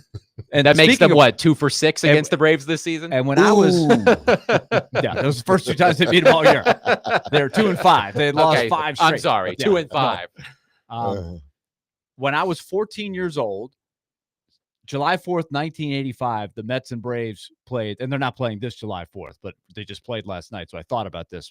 But people remember, it's one of the most famous games in MLB history. July 4th, they had a fireworks show planned after the game. Mets Braves, and the game went 19 innings and had 2 or 3 rain delays that went hours. So it's like 3 o'clock in the morning. And it had all these funky turns of events. I'll spare you all the details. But at one point, Rick Camp, a pitcher, hit a 2-out game-tying home run to keep the game going in like the 16th inning. But the Mets won in 19 innings, and they went ahead and shot the fireworks off. It's like 4 a.m. because they promised the fans a fireworks show on the 4th of July in Atlanta. So if you win these tickets from Ask D-Mace, you never know what you're going to see. Listen, 4th of July in Atlanta. After that many hours of baseball, you deserve fireworks. Exactly. You deserve fireworks, regardless of how early in the morning it is. Andrew from Dover on our text line says, D-Mace, you are signed over ownership of the Titans and Predators. What is the first thing you do as owner of each franchise? Ooh, first thing I do as owner of each franchise. Man. I'm not sure. Okay, let's the Titans. I would remove the whole front office. I would remove Brinker. I would remove all of them. Even Borgonzi. Not just got here. No, not Borgonzi. I would keep Borgonzi here, and I would keep Brian Callahan if we're talking about this year. I inherited the team this year prior to anything happening. But I would be addressing the front office very quickly. I would be addressing the scouting department. I'm not saying that I would make wholesale changes, but I would be addressing the scouting department because something's wrong with the scouting department because the roster is depleted. This roster hasn't been good for a good while. And some of that is attributed to the scouting department. So I would go in and really, like, with a fine-tooth comb, evaluate the scouting department. I would do the same for the Nashville Predators. I would first go into the scouting department. That's where me and Barry would sit for about 2 weeks straight, going over the scouting department and deciding, do we need to change this? Do we need to have a different philosophy? Whatever. We just need to do things a little bit different with both organizations moving forward. So that's where I would start first. Let's go to Brady on our phone line, driven by WilsonCountyHyundai.com. Brady, thank you for calling and waiting. Please go ahead. Hey, thanks, guys. Happy Friday. You as well. Happy NHL draft day. As a 58-year-old beer leaguer, this is the 40th year I've been waiting for my name to be called. I think they're looking for an overweight right winger. So that's what you might have aged out by now, Brady. Give or take a couple of years. Keep it alive, man. Keep the dream alive. 2 or 3 times I've probably aged out, Adam. But thanks for bringing that up.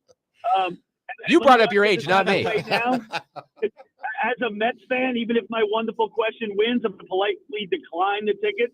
I went last week to watch the Mets get beat by the Braves. I don't need to watch that. I don't need to watch the Braves. Willie's got his Mets hat on today too. Exactly. So Brady, do you remember the 85 game? Absolutely, yeah. Rick Camp. Yeah, Rick Camp. I remember all the bad moments. As a Mets fan, we live in misery. We live in misery. The Mets did end up winning, even though they gave up the home run to Rick Camp in that game. So, D Mace, I also share with you the great number 85. So my question to you is, other than you and I, who is the best 85 you either played against or watched play? Ooh, Thank you for the call, Brady. Wow, I'm trying to think of some 85s out there. Man. I can help. Let me get a list. Chad comes to mind. First comes to mind. That's an easy one because he that's was easy. Ocho Cinco. Yeah, exactly. Easy to remember. That's easy to remember. So Chad comes to mind. I'm trying to think because it wasn't like I chose the number 85 because I watched for so long an 85 do it at a high level. No, I had a different number when I came in. So, and then my number in college was 80 after Jerry Rice and Andre Rison, who I, as a receiver, young receiver, looked up to. May I give you some 85s? Yes. Jack Youngblood wore 85. I mean, Antonio Gates wore 85. You're right. Chad Johnson, of course, wore 85. Yeah. George Kittle wears 85, I believe. Vernon Davis wore 85. Pretty good. Nate Washington wore 85 after absolutely. you. Greg Jennings wore 85. It's hard to get past Jerry Rice, though, right? Yeah, but Jerry wore 80. But did Jerry? Why was I thinking 85 Jerry Rice? No, right. If you're asked, like, I would give it to Gates, hands down, Gates. Antonio Gates. Yeah, it would be Antonio Gates, right? Okay, now, hands down.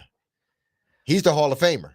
You know, we do have some. Jack Youngblood is too, I believe. We do have some breaking NHL news. Not to interrupt, Ask D-Mace, because this actually has something to do with our next subject. Chris Johnston of The Athletic reporting that the Montreal Canadiens have acquired Noah Dobson in a sign and trade with the New York Islanders. We talked about Noah Dobson yesterday. Jared spent a lot of time talking about Noah Dobson yesterday, the 25-year-old defenseman from the New York Islanders. He is being traded to the Montreal Canadiens and signing an 8-year contract extension with a $9.5 million cap hit as part of the trade.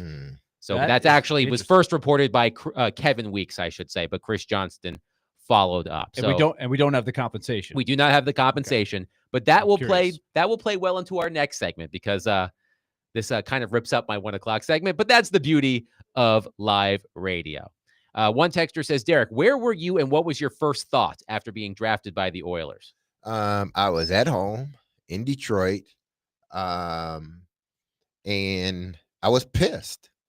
I was happy, but I was pissed too, because I felt I should have been drafted earlier. But I was excited that then it was the Tennessee Oilers drafted me. I spoke with Jeff briefly, and that was it. So Jeff Fisher called you before Floyd? No, it was Floyd that called first. Yeah, Floyd called first, and then I spoke with Jeff.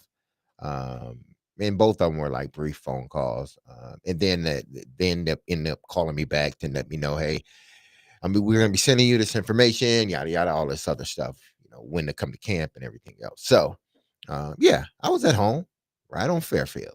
Michael and Madison said that Ocho shouted you out on Twitter the other day. Did he? I don't follow Chad Ocho Cinco on Twitter, so I don't know. But apparently, were they talking about grade 85s, maybe? Yes. Yeah. Grade Ocho Cincos? I thought Chad was wonderful. I mean, he's probably one of the best route runners I've ever seen, and as quick as a cat.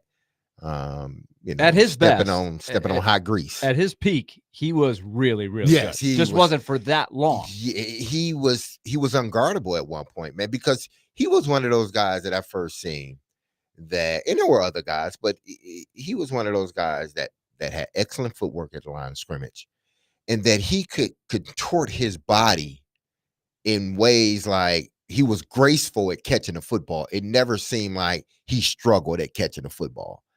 So he was one of those. He just didn't. His career wasn't. It was short but long but short in a sense. He actually played 9-10 years. He played longer than I thought. He played 11 years. But those last couple of years, not so productive. Yeah, they were not. He was going between team to team. I know he played for New England for a quick minute, and he may have went somewhere else. No, that was the only other team. I'm looking just a cup of coffee there with New England in the last season. But in his prime years, between 2002 and 2007. Oh, he was a beast. Were there how many receivers were better than Chad Johnson? Right up there. Not many, man. He had at least 1,000 yards in all of those seasons. Yeah, there was not many. Per 17 games between 2002 and 2007, he averaged 1,423 receiving yards per 17 games. Yeah. For 17 games. Of course, it was a 16-game season back then, but wow. Let's stick with Michael and Madison for our last question. Derek, how many hot dogs do you think you could eat if you entered the competition? And what food item do you believe you would actually have a chance of winning a eating competition in? I would eat maybe 3 to 4 hot dogs. That's it. Probably not even get to the 4th. So I wouldn't get that far with hot dogs. I don't like them anyway, but I wouldn't get that far. The food of choice probably would be, I don't know, pizza, like slices.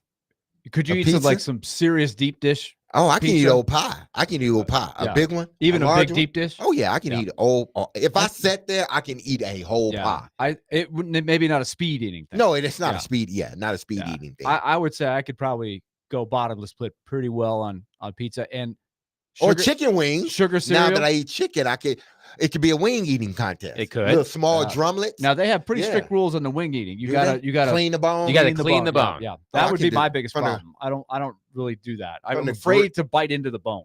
The flats are the ones you want to go at when you do the eating competitions. You got to eat the gristle. You got to eat the bone and the gristle. Oh, yeah. No, I won't jump that because I used to eat the gristle. To being an actual sport, air quotes, you got to make sure you eat everything off the drum. The flats are the ones you got to separate, eat individually. Okay. By the way, there is no such thing as a boneless chicken wing. If it doesn't have a bone in it, it's a chicken nugget. So don't fall for the boneless wing thing. It's just, it doesn't make any sense to me. All right, quickly. B-Man wants to know. He has a serious question for you, Derek. How come you haven't taken your lady to Texas Roadhouse? What's wrong with you? Listen, there's probably nothing wrong with a Texas Roadhouse. Derek doesn't eat steak. Listen, yeah, and I'm not a steak eater. So it's not my restaurant of choice. And listen, I go to some, what people would consider, hole in a wall. So it doesn't have anything to do with that. It's just certain chain restaurants. When I walk in the building, I start thinking too much. Are there people out there like that? Because I think I'm a weirdo when it comes to this. If I walk in a place, I see one thing, it will instantly turn me off about that restaurant. And then I start thinking about how the kitchen look and where's the trash can and how slippery. And I just start to think about all that stuff and then don't want to eat.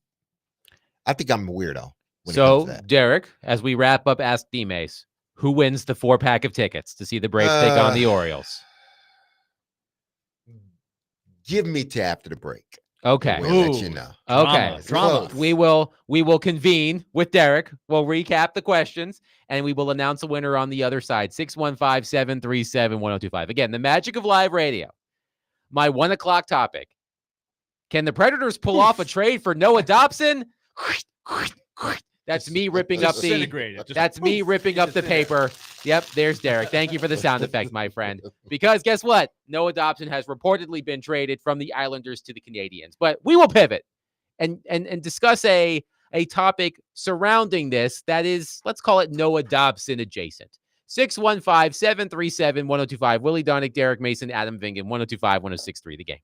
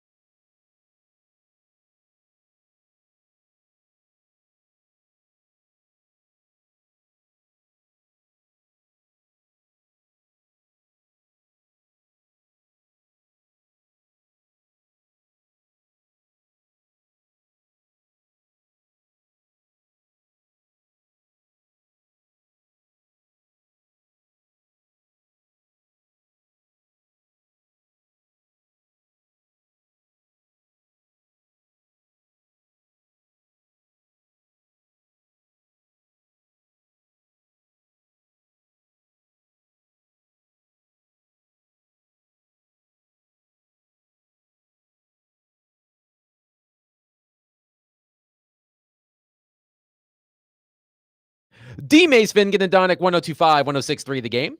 Broadcasting from the Busy Bee Plumbing, Heating, and Air Conditioning Game Nashville Studios, home of the $99 yearly Beehive membership where the buzz is always about great service. And we are presented by Bet365. Whatever the moment, it's never ordinary at Bet365. Willie Donick, Derek Mason, Adam Vingan. The winner of the Braves tickets, Wes, our friend Wes in Hermitage.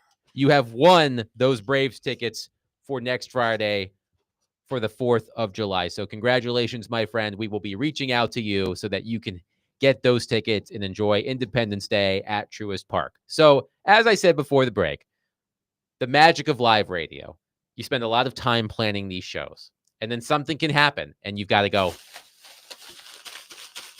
I hope I didn't just crush whatever. No, in you're there. fine. Okay. It's Sour Patch Kids. Yes. They're squishy enough. And I had a topic for 1 o'clock. Can the Predators pull off a trade for Noah Dobson? Well, it doesn't matter now because Noah Dobson has been traded from the New York Islanders to the Montreal Canadiens. Elliot Freeman reporting the return is both of Montreal's first-round picks tonight, which are 16 and 17 overall, and Emil Heineman, a forward, a young forward. He was a third or fourth liner, I believe, for the Canadiens this past season, played 62 games, had 18 points, 10 goals, 8 assists. And I'll be honest with you, as I put in the work for this segment, I found a comparable trade to use as a template for the Noah Dobson deal that they came up with. I did a lot of research, and now it doesn't matter. But I do think, all of that. Yes, the effort I put in for all of you. But we can pivot here because, Willie, the Predators do have 3 first-round picks, number 5 overall, number 23 overall, number 26 overall. Who's to say the Predators make all 3 of those picks? They could use any combination of those 3 first-round picks to acquire an NHL-ready player, a young player in the NHL who's proven themselves already. So the question is, with the news of Noah Dobson, what can the Predators do? Does the Noah Dobson return, which again included 2 first-round picks, number 16 and 17 overall from the Canadiens, does that give us a gauge of what it might cost the Predators if there is a young NHL player out there who they want? Does the Dobson return give us a good gauge of what it might take if the Predators want to move off of those picks before tonight? We've had this discussion on this show and also on our special edition of Preds Insiders last night, that I do think Barry Trotz has the arsenal to put together a similar package. I think I would have given up more than Montreal gave up to get Noah Dobson. The problem was with Dobson, he had some of the cards because he was only going to sign with particular teams. And according to Elliott, he wanted an Eastern Conference team. And so he did have some leverage there. But I think Barry Trotz would still be looking around on a lot of rosters and say, is there a guy in his mid-20s that's on the verge of a bigger contract that you could package some picks, maybe throw in a prospect, a good, a solid prospect, to get an established guy that is going to be in his prime for a long, long time. We know the Predators roster lacks that mid-20s guy. So that's interesting. Like pick 16 and 17, you said, is what? Pick 16 and 17. Yeah. That's the main part of the deal. And Dobson immediately signs 8 years, $9.5 million. $9.5 million. So you're going all in for the Canadians, but you think this is a guy that's very hard to find. And I agree. I would have done that for Dobson. And he could end up being overpaid. But in the rising salary cap era we're about to enter into, 9.5 won't seem as much as it does today. The 16th pick could be somebody like a Jacob Chikrin. It also could be Phil Tomasino. Like you're in that range, right? And it could be a guy that never makes the league. Those mid-round picks, those mid-first-round picks, especially in a year like this, that aren't considered, it's not considered a deep, deep draft. I wonder what those picks will look like. But the Islanders clearly needed to restock the cover because they've traded so many draft picks. So there is a report out there. Frank Zaravalli of Daily Faceoff tweeted this out a couple of hours ago, This was before the Dobson trade. Sources indicate Isles have shifted approach in Noah Dobson talks from roster players to futures and round 1 picks tonight. Belief is NYI seeking to package return to reach up and grab Long Island native James Higgins. Lots of work ahead for Matthew Darsh, the new Islanders GM, to make hashtag Shagans a reality. Matthew Schaefer, James Higgins, Shagans. But Frank Saravalli saying a few hours ago that the Islanders, the belief is that the Islanders are seeking to package the return for the Noah Dobson deal to reach up and grab Long Island native James Higgins. So let's just say, for kicks and giggles, that James Higgins is available at number 5. Cam on our text line says, hypothetically, would you trade the number 5 overall pick for 16, 17, and a first-round pick in 2026? That's the conversation. That's the conversation. If you're a Predators fan, you have the number 5 pick. Remember, this is only the 3rd time in the Predators' history that they have had a top 5 pick in the entry draft. David Legwand in 1998 and Seth Jones in 2013. So it's been more than 10 years, 3rd time ever, that the Predators have a top 5 pick.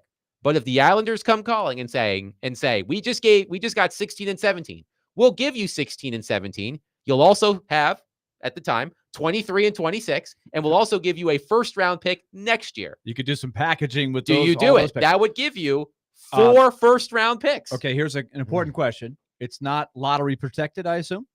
Cam's hypothetical does not mention that. I would need to check that because the Islanders they have been a quintessential picking in the middle of the pack team. Of course, they just won the lottery, which was huge luck for them. They had tiny odds and they won the lottery, kind of like the Mavericks, right? Yes.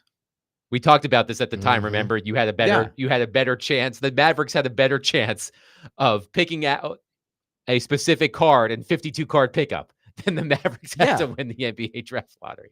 I think I would want, because I think it's too, you have to pick in the top 5, or if you want to slide down to 6 or 7, if there's a pool of players when you're on the clock that you're like, we love all 3 of these guys, and you think you can grab something there.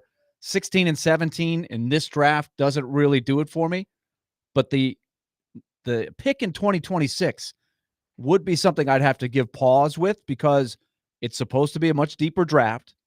The Islanders could be starting a rebuild.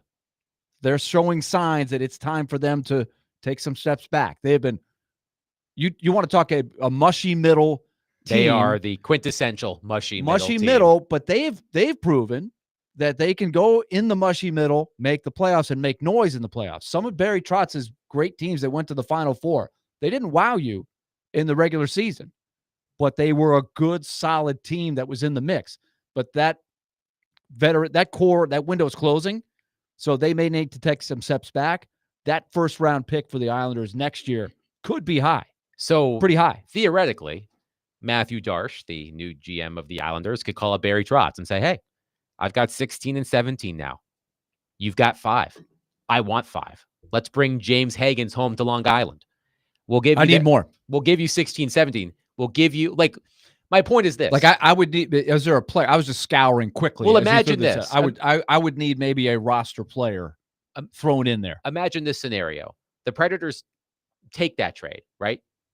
They'll move up from the bottom of the draft where they have 23 and 26. They'll move up to 16 and 17. Then they can use 23 and 26 in their own package to acquire an NHL player. But I do agree with you that I need more than 16 and 17 to give up 5. I need a first round pick next year. I agree with you. A roster player of some kind. I would have to scour the Islanders roster. I don't know who has no movement clauses and such. Right. I don't think Matthew Barzal is going to be in on that, or Bo Horvat or Anders Lee. I don't think they're going to be available. But they've got some interesting defensemen. So I don't know. It's intriguing. And Derek, you were bringing this up to us before the show about the idea of packaging these picks and moving up. And again, we're playing armchair GM here, which I was going to do anyway when the Noah Dobson trade wasn't a reality. So who doesn't love to play armchair GM? That's our favorite thing to do. I don't think anybody would take 16 and 17 for 5. or 4 or 6 or whoever they're going to shop this around to. I think they better come to the table with something bigger. I would think. Oh, it's but not. But D-Name, you asked about generally packaging picks. Yeah, because I don't know how common it is in NHL. Because Nashville, they're sitting at 5 and they're trying to decide on, and maybe they know already, but trying to decide on 2 or 3 players that they can pick at that position. Because the Bears said, listen, regardless of who falls to us, we will get a good player. So it's around about 2 or 3 players that they believe can help this franchise either now or later on down the line. If that's the case, we'll draft one of them and then try to maneuver back up. You have 23, 26, and 35, I believe. Yeah, 35. Correct, 35. So you can try to package that up to move up in the draft. I didn't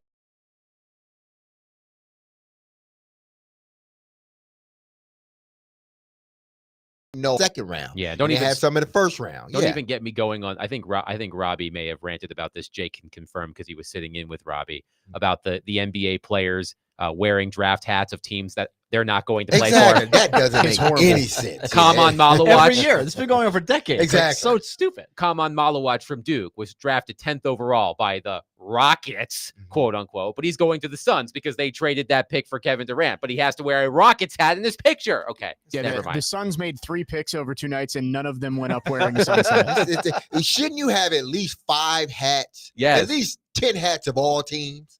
Because it might switch here and there. Just whatever. Yes. I didn't know how common it would be and if that is even feasible, because it looks like right now, outside of that, top 5, top 6, you're really getting players that you look at more as guys that need to play not at the NHL level the first year. It may take them 3, 4, 5 years to be able to get up there. But if you're picking inside of that, top 6, then those guys more than likely, depending on who you pick, more than likely can play for you now. So what if you take the kid Higgins at 5, but then you can maneuver and get the other kid, Montar or Porter Martone. Yeah, Porter Martone, who's ready to play now. I believe Mantar was a professional wrestler. Yeah, it could have been. But a guy like that's ready to play now, His you body can might be ready. I still would be not but you putting still my get the big eggs body. in the, let's you see still what get the big body. To me, it's a less important question of what he could give you this year. Now, you want the guy that's going to try to start to help you sooner than later, but I think the first year is one run. Like, I'm not circling him and putting him on the depth chart unless he just blows me away in the training. But you're even thinking about the size, the measurables. Oh yeah. And the you're looking at it as he will only get better. James Higgins is never going to be 6'3", 208 pounds like Porter Martone. I mean, Right. he is an incredibly skilled player, but he's never going to be 6'3", 208 pounds. So if you can get Higgins first and then somehow maneuver back up and get Martone, because you're getting essentially, hopefully, you're getting the best of both worlds. Yeah. You're getting a big centerman, physical, but then you're getting a more skilled, undersized centerman. Was it the Pulitzer Prize or the Nobel Prize? The thing that I referenced for the NFL draft all the time, the study that was done that was a Nobel Prize. Nobel Prize right, when right, this comes on the right. show, okay? Right. No. And so we talked about the philosophical part of that study. Yes. All day long, weeks at a time, leading up about the Cam Ward and the philosophy of the draft that over time you benefit from trading down and getting more assets. So if the Islanders are going to chase one specific guy in James Higgins, who's 18 in his career, could go a lot of things, I do think that is worth exploring. How could you exploit that if you're another team and you're on the clock and Higgins is there and they want the story? Could you get more than you normally would, even for that spot? But when you haven't picked 5th in so long, and you take it, and you keep the 5th pick, and I know that's the problem though. Somebody's got to give up a pick because Higgins won't go much. But you below want your 6, version 7, 8. of McDavid and Draisaitl. You want that version from the Islanders. From the right Islanders' there. perspective, we were talking with Vern Fiddler in the second hour of the program. How great would it be if Blake Fiddler, born in Nashville, became a member of the Nashville Predators. James Higgins is a native of Long Island, New York. How great would it be for the Islanders to bring home the hometown kid? See, that appeal, I think, might make teams do silly things. I do think you have to factor into that. Rachel Dory, who writes for ESPN.com, she's an NHL draft analyst as well. In her mock draft, she has the Predators taking Porter Martone. But buried in the final graph, she says there's a sneaky hunch that Nashville could acquire an NHL player and more from the Islanders in exchange for this selection if Higgins is available. So I do think we need to be on lookout for something like this. But I get it, Willie. The Predators, again, they haven't been in this position in more than 10 years. Twice previously in franchise history with a top 5 pick in the draft. You sat through that crappy season last season to have this moment where you can pick near the top of the draft. So 615-737-1025. Here's what I want from all of you. Number 1, should the number 5 pick be in play for the Predators? Meaning, would you consider trading it? Considering that in history, they have had rare opportunities to draft here. So number 1, should the number 5 overall pick be in play? Number 2, if the Islanders are the team looking to get to 5 to draft James Higgins, we've seen the return for Noah Dobson and included 2 first-round picks. What would you be willing to accept to move off of number 5? 615-737-1025. Our phone and text lines are driven by WilsonCountyHyundai.com. Tune into 1025 The Game tomorrow as the Nashville Cats take on the Albany Firebirds in the AF1 Championship for the first ever Arena Crown 2025, called by Jace McCabe and Big Joe Dubin. Pre-game starts at 11:30 a.m. and kickoff is at noon, with coverage also available on the Game Nashville app and at thegamenashville.com.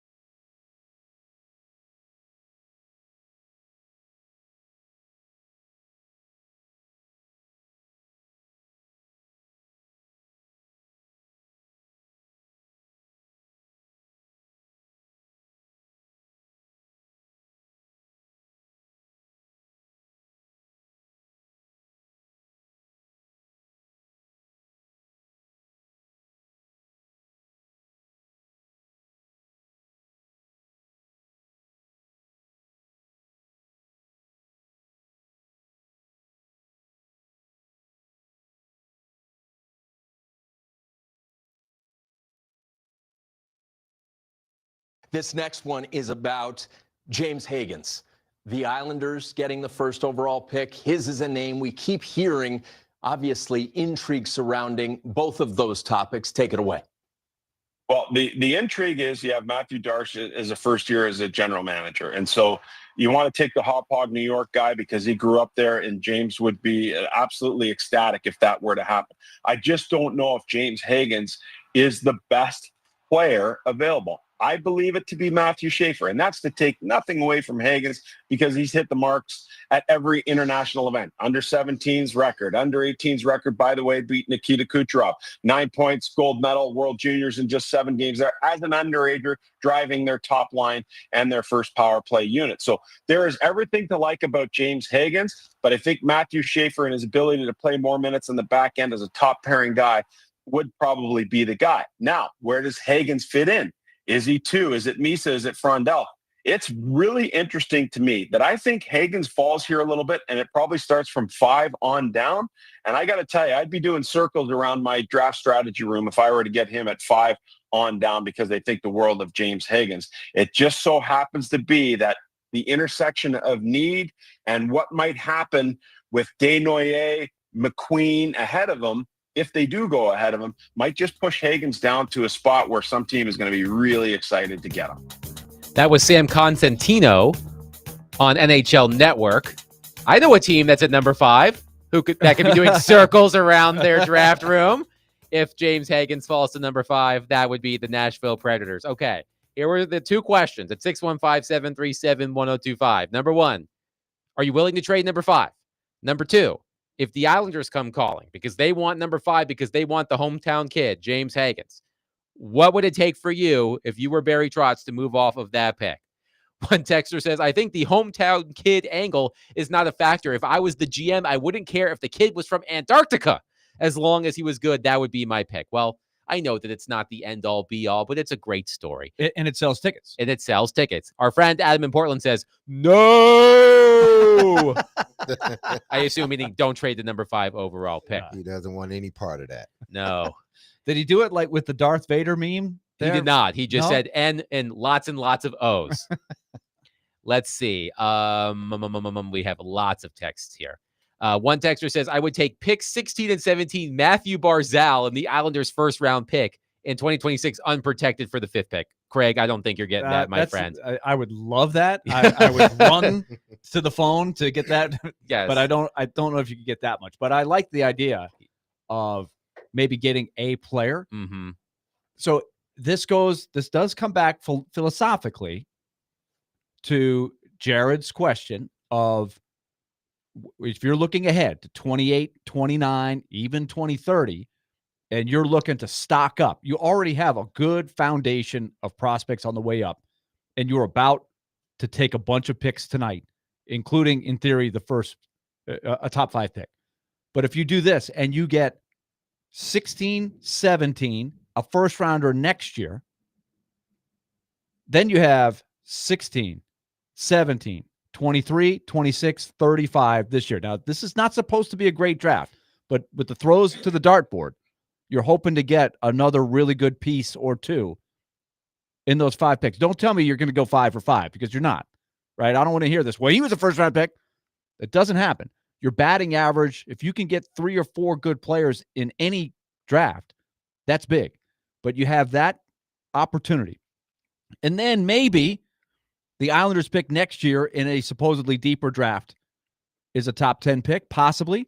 And if the Predators don't rebound the way you hope, and I think is possible, but it's also possible that you could pivot and sink down the standings and have another top 10 pick in a draft next year that supposedly is deeper. That's the hard thing to think about if you're getting a call from the Islanders enthusiastic about the one guy, right? But to me, and Chris Mason just texted on this, if you could package them out and get into 7 or 8, I think the Predators like a lot of the guys that will be there from 5 to 8, and they would be really thrilled because they're all about the same, down to about 8. But getting down to 15, 16, 17, you're not quite going to get the same upside, I don't think. Joey from Bellevue says, Trotz has mentioned he has plenty of draft capital and is more interested in drafting a difference maker, especially because they haven't drafted this high in a hot minute. Wouldn't he be contradicting himself if he traded number 5? Yes, I think that's a fair question.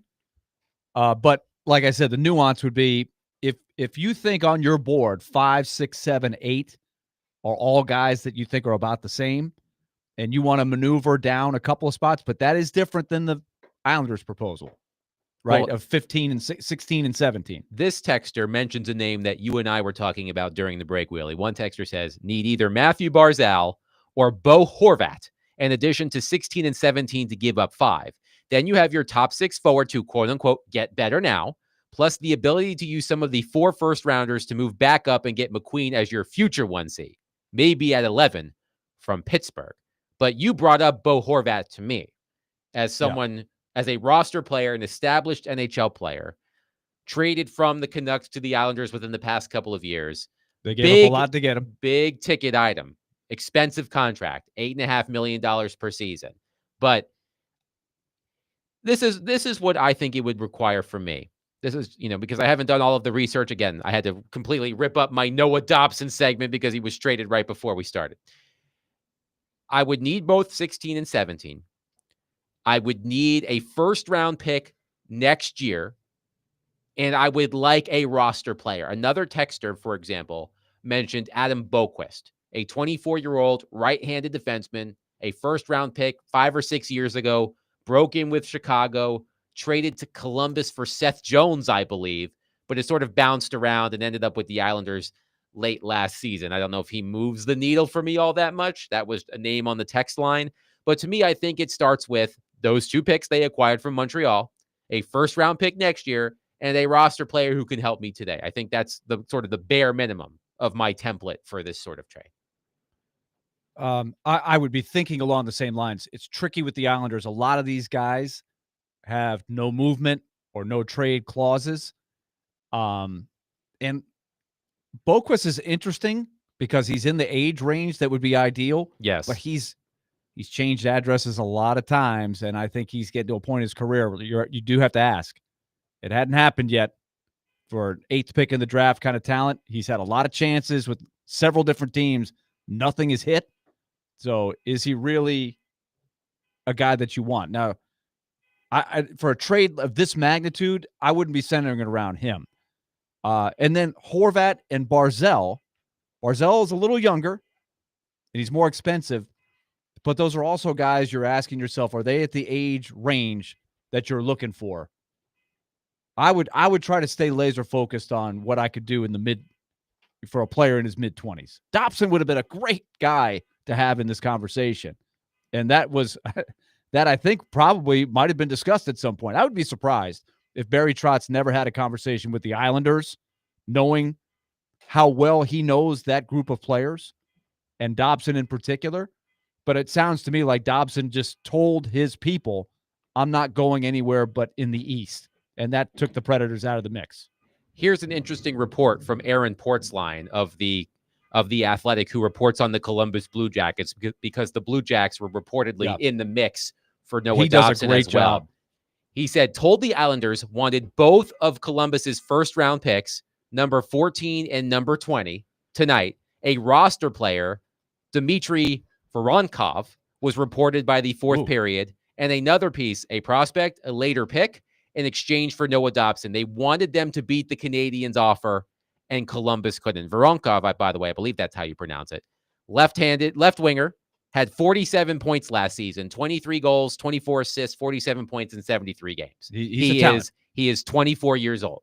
So that gives you a sense of what the other teams in the Noah Dobson sweepstakes may have had to give up. This would be something just to file away in your mind, because I don't know how it's going to play out. But I do think the Blue Jackets and the Predators could be very good trade partners, because the Blue Jackets have a lot of guys in that mid-20, low-20 range that they have to sort out.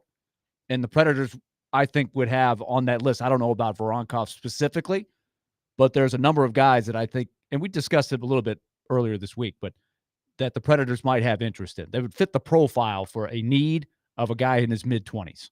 Our friend Gover says, I would only move off of number 5 if it was for Bo Horvat, Adam Boquist, and their 2 first-round picks this That's a year. lot. That's a lot. Yeah. Then you try to package all 4 of your first-round picks to go get Roger McQueen. Gover, I appreciate like how he's thinking. the creativity. It is fascinating because the trade I came up with, which I have since deleted, the trade I came up with for Noah Dobson to the Predators was more involved than the trade that the Canadians ultimately I'll be made. honest. You had me. Remember, Barry Trotz was saying a couple years ago when the draft was in Nashville that he offered an uncomfortable offer. Yes. To try to get one of the top 2 or 3 picks, and they still shot him down, which presumably included a Skarov. Yes. And a bunch of other stuff. He said, I made an uncomfortable offer. Mine would have been I got uncomfortable when you were starting to add to your list. Yes. So tell people what you put up there. So the trade that I used as a template for Noah Dobson was Mikhail Sergachev. Mikhail Sergachev, at the time a 26-year-old defenseman with the Tampa Bay Lightning, won the Stanley Cup a couple of times there, was traded around this time last year to Utah for a defenseman named J.J. Mosier, a young defenseman, Connor Geekie, a forward prospect who is now Tampa Bay's number 1 prospect, a 7th-round pick, and a 2nd-round pick. And the 2nd-round pick is for this year. The Lightning did not have a first-round pick or do not have a first-round pick this year because they gave it to you for Tanner Jeannot. So I started being the Predators. Yes, you being the Predators. I started trying to form a trade, and it involved the later 2 of the Predators' first-round picks, number 23 and number 26, excuse me. Some combination of like 2 of the Predators' top prospects, Matthew Wood, David Edstrom, and then maybe a roster player to make the money work, like Michael Bunting. Like it was a lot. As I looked at it, it did feel like one of those trades you would make when you were playing Madden or NHL when you were younger. And you were like, I want Steven Stamkos. So I'm going to spam this trade and add 6 third-liners and 4 second-round picks, and eventually the computer will give up and give me Steven Stamkos. That's sort of what it was like. That's how I felt. The Islanders are probably thinking, where were you? Why didn't you call earlier with all this stuff that you're going to give me? My number is 757 redacted. I'm not giving that out. 615-737. Always throw a 555 in there. Yes. If you want to give out the phony number. The movie, TV show phone number. You notice it's 555. always 555. Yes. 555-555-5555. 615-737-1025. That number works. 615-737-1025. We'll take your thoughts on all things NHL draft. It starts at 6 o'clock, first round coverage. You can hear it right here on 102.5, 106.3 The Game, featuring Max Hers, Robbie Stanley. I believe Willie Donick will be making an appearance on this program. So be sure to be listening to our live draft coverage starting at 6 o'clock. But we will take it to the bank and welcome in Jared Stillman to wrap up the week. Coming up next, Willie Donick, Derek Mason, Adam Vingan, 102.5, 106.3 The Game.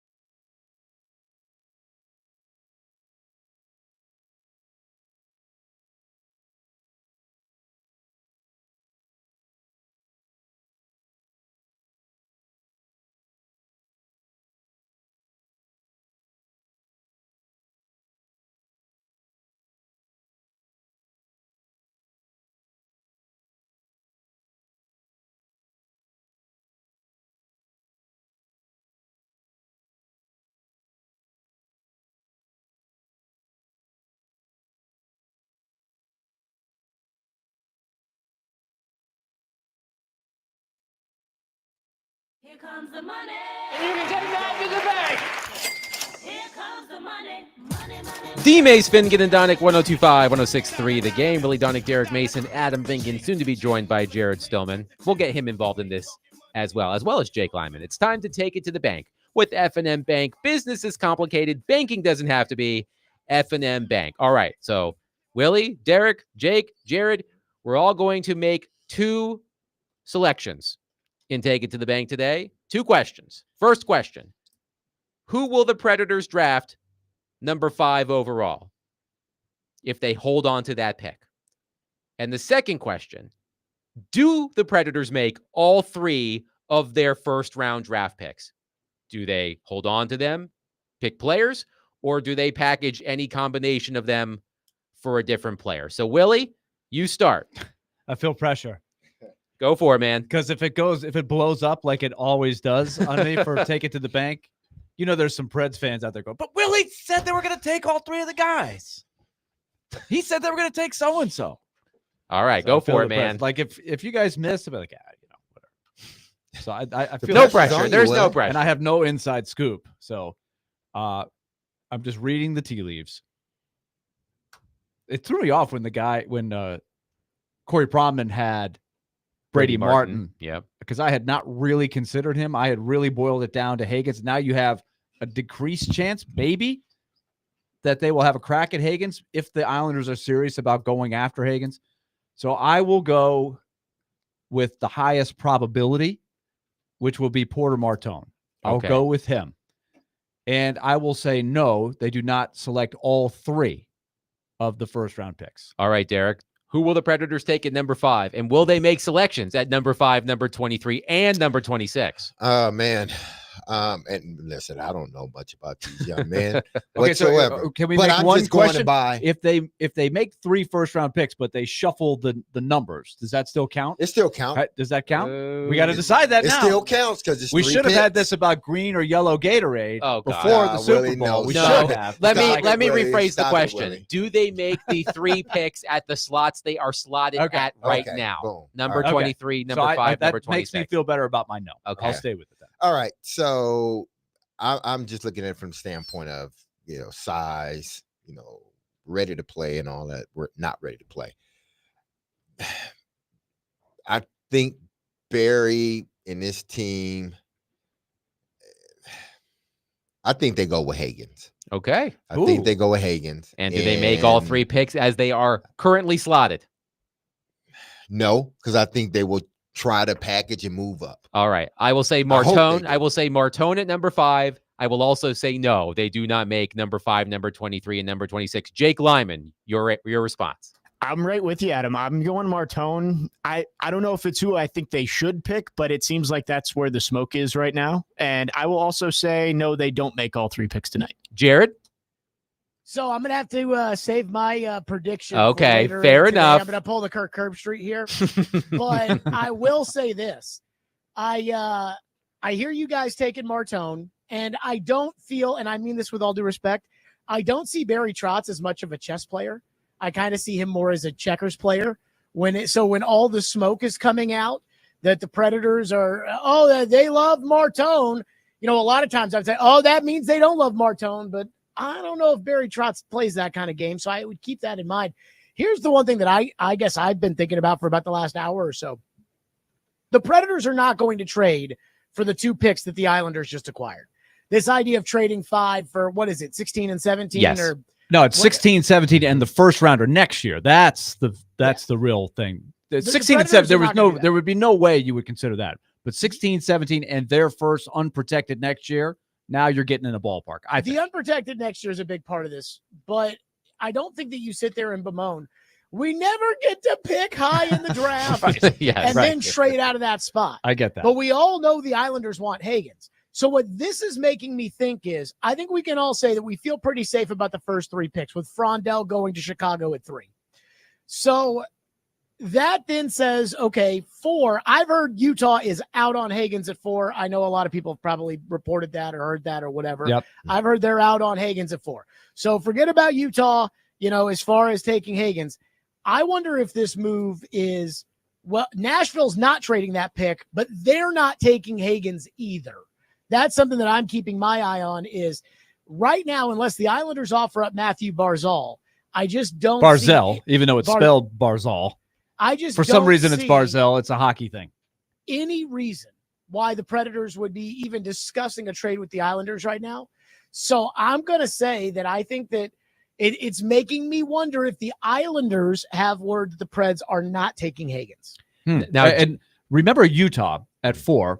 They didn't expect to be at 4. The Mammoth. Hate that name. They have been heavily rumored to want to do some big things. They just already made one pretty significant trade. That would be a team I also think would be open to some phone calls about number 4 because they've been picking high. Arizona, that's all they did was pick high. They got a bunch of draft picks. So they might want the big splash now. So keep them in mind at 4. And Barry Trotz should be wary of that as well. Now, Jared, you yesterday relied. Well, I will address the other one about making all Okay, three sure. picks. Go ahead. I think they'll make all 3 picks simply because I don't think that Barry Trotz will be able to find a trade for any. I think that the trading is not going to be as much as people are projecting it'll be right now. So I think they're going to stick and pick 3 times today. You teamed up with ChatGPT yesterday to come up with a trade offer for Noah Dobson. By the way, Paul Kaharski gave you some ribbing today for relying so much on ChatGPT, but nevertheless, I'll be honest. I was a bit surprised by quote unquote all it took for the Canadiens to acquire Noah Dobson. I was expecting more from that. Based on what you thought it would take, what do you make of the return for Noah Dobson? I think that's probably about right. I mean, the other thing we have to factor in. Wait a minute. You said you hadn't heard of Noah Dobson 2 days ago. You've been studying, I guess. Well, you listen to what everybody's saying. Okay. My thing is, Well, I'm taking credit for that because I introduced you. I introduced you to Noah Dobson. There was like a big. I was listening this morning, and the guy Adam, I was texting you who it was. It tells you how important it was. Dennis Bernstein. Yeah, Dennis Bernstein From Fourth Period. Yeah, he was on this morning and he was talking about how he has Rasmus Anderson actually ahead of Noah Dobson. I mean, there's a risk involved here with Noah Dobson, and that's the contract. So to me, I think that the return was fine. This idea that like I'd have to give up number 5 for Noah Dobson, I thought was absurd. I was wrong about that. Absurd that I'd have to give up number 5 for that. And I actually do think that the Predators might be better off trying to get into the Rasmus Anderson sweepstakes simply because he is a true right shot, right-handed defenseman. You know, he's more, Dobson's more of an offensive player, supposedly, than Anderson is, who's more of a defensive player. So maybe they try to find a way to swing a trade there. I don't know. I see the Predators kind of going bottom of the barrel with some low-level free agent signing, you know, like a Cody Ceci or somebody that they signed to go play on the right side, and then they're going to try to make Justin Barron work, even though he stinks. So I see something like that here in their near future. But the Dobson trade, I guess I'm not overly surprised by what the return is because there is a big risk involved with Noah Dobson, and that is that he's the right shot defenseman version of Ryan Johansson. Here's something interesting, Willie, before you go. Arthur Staple, who reports on the Islanders, tweeted 5 minutes ago. Interesting timeline for Dobson and the Islanders. Sources say Lou Lamoriello offered him in a package for Mitch Marner before last season's deadline. Now he's moved for futures. Were they going to trade Marner at the deadline? Plus, Marner had a no movement clause. Yeah, there was a lot of scuttlebutt right before the deadline because Yes. I think reality was setting in that he was not coming back to Toronto, so you kind of had to consider. Otherwise, you're going to get nothing for him, which is what's going to happen. By the way, I just want you to know, I know Paul got mad this morning about me using ChatGPT. Paul wants me to be on the side of fighting against AI, whereas most managers and most businesses are telling people right now, go lean into AI right now. Like, you need to get involved in AI. I saw there's a study, or there was an article in The Athletic about how defensive coordinators and offensive coordinators are going to try to learn how to use AI with how they game plan or whatever. So I had ChatGPT analyze Barry Trotz's press conference and his interview on our show.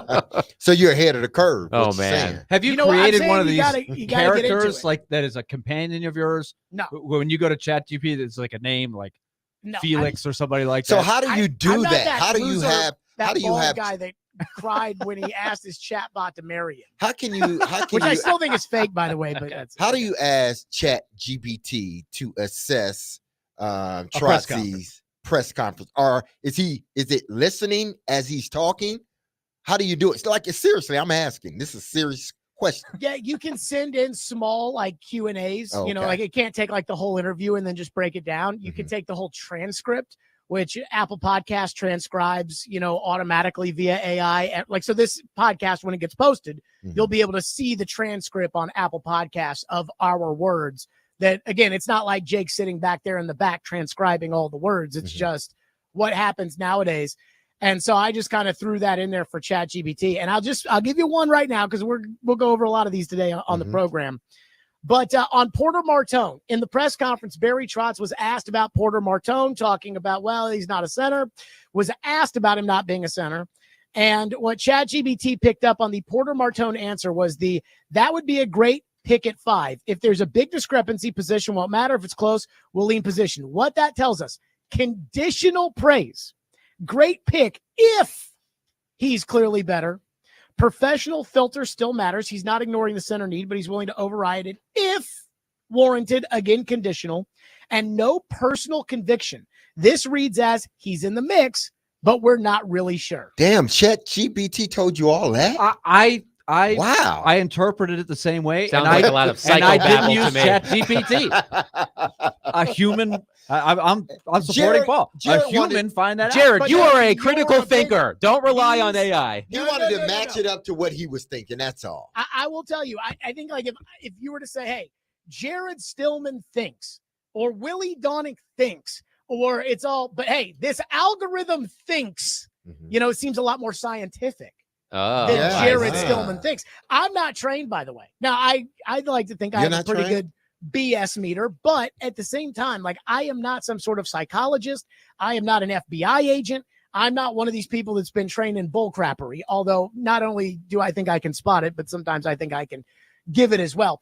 But this thing is true. This thing is trained to know like human trends and things of that magnitude. And again, with the Porter Martone answer, the statement was, it reads that he's in the mix, but we're not really sure. I mean, you don't trust Chad Brinker's AI cancer curing model, so why Exactly. trust ChatGPT? Did you hear Paul Koharski say today that he thinks L'Jarius Sneed will start the season on the PUP list? I did With hear that quad bruise that he suffered when the helmet hit his quad, he's going to All start right. on the PUP list. All right. I thought about you three, by the way. When PK said that. I'm The sure you PUP did. list. I'm sure you Oh, did. my goodness. Physically unable to perform because somebody, according to the Titans, hit him in the head or hit him in the quad with a helmet. It's very complicated. All right. It's not about L'Jarius Sneed today. It's about the NHL draft. First round of the NHL draft starts tonight at 6. You can catch our coverage, Draft Night in Smashville, this evening starting at 6, powered by the International Brotherhood of Electrical Workers, Local 429, and Hanks on Broadway, your honky-tonk for pre- and post-game fun, anchored by Max Hers, Rob Danley, and a cast of others. But Stillman and Company, coming up next. Be love on your people. Have a safe, blessed, wonderful Friday. If you're out here in this rain, please go slow because it's pouring over here by the airport. But enjoy your weekend. Peace. You don't have to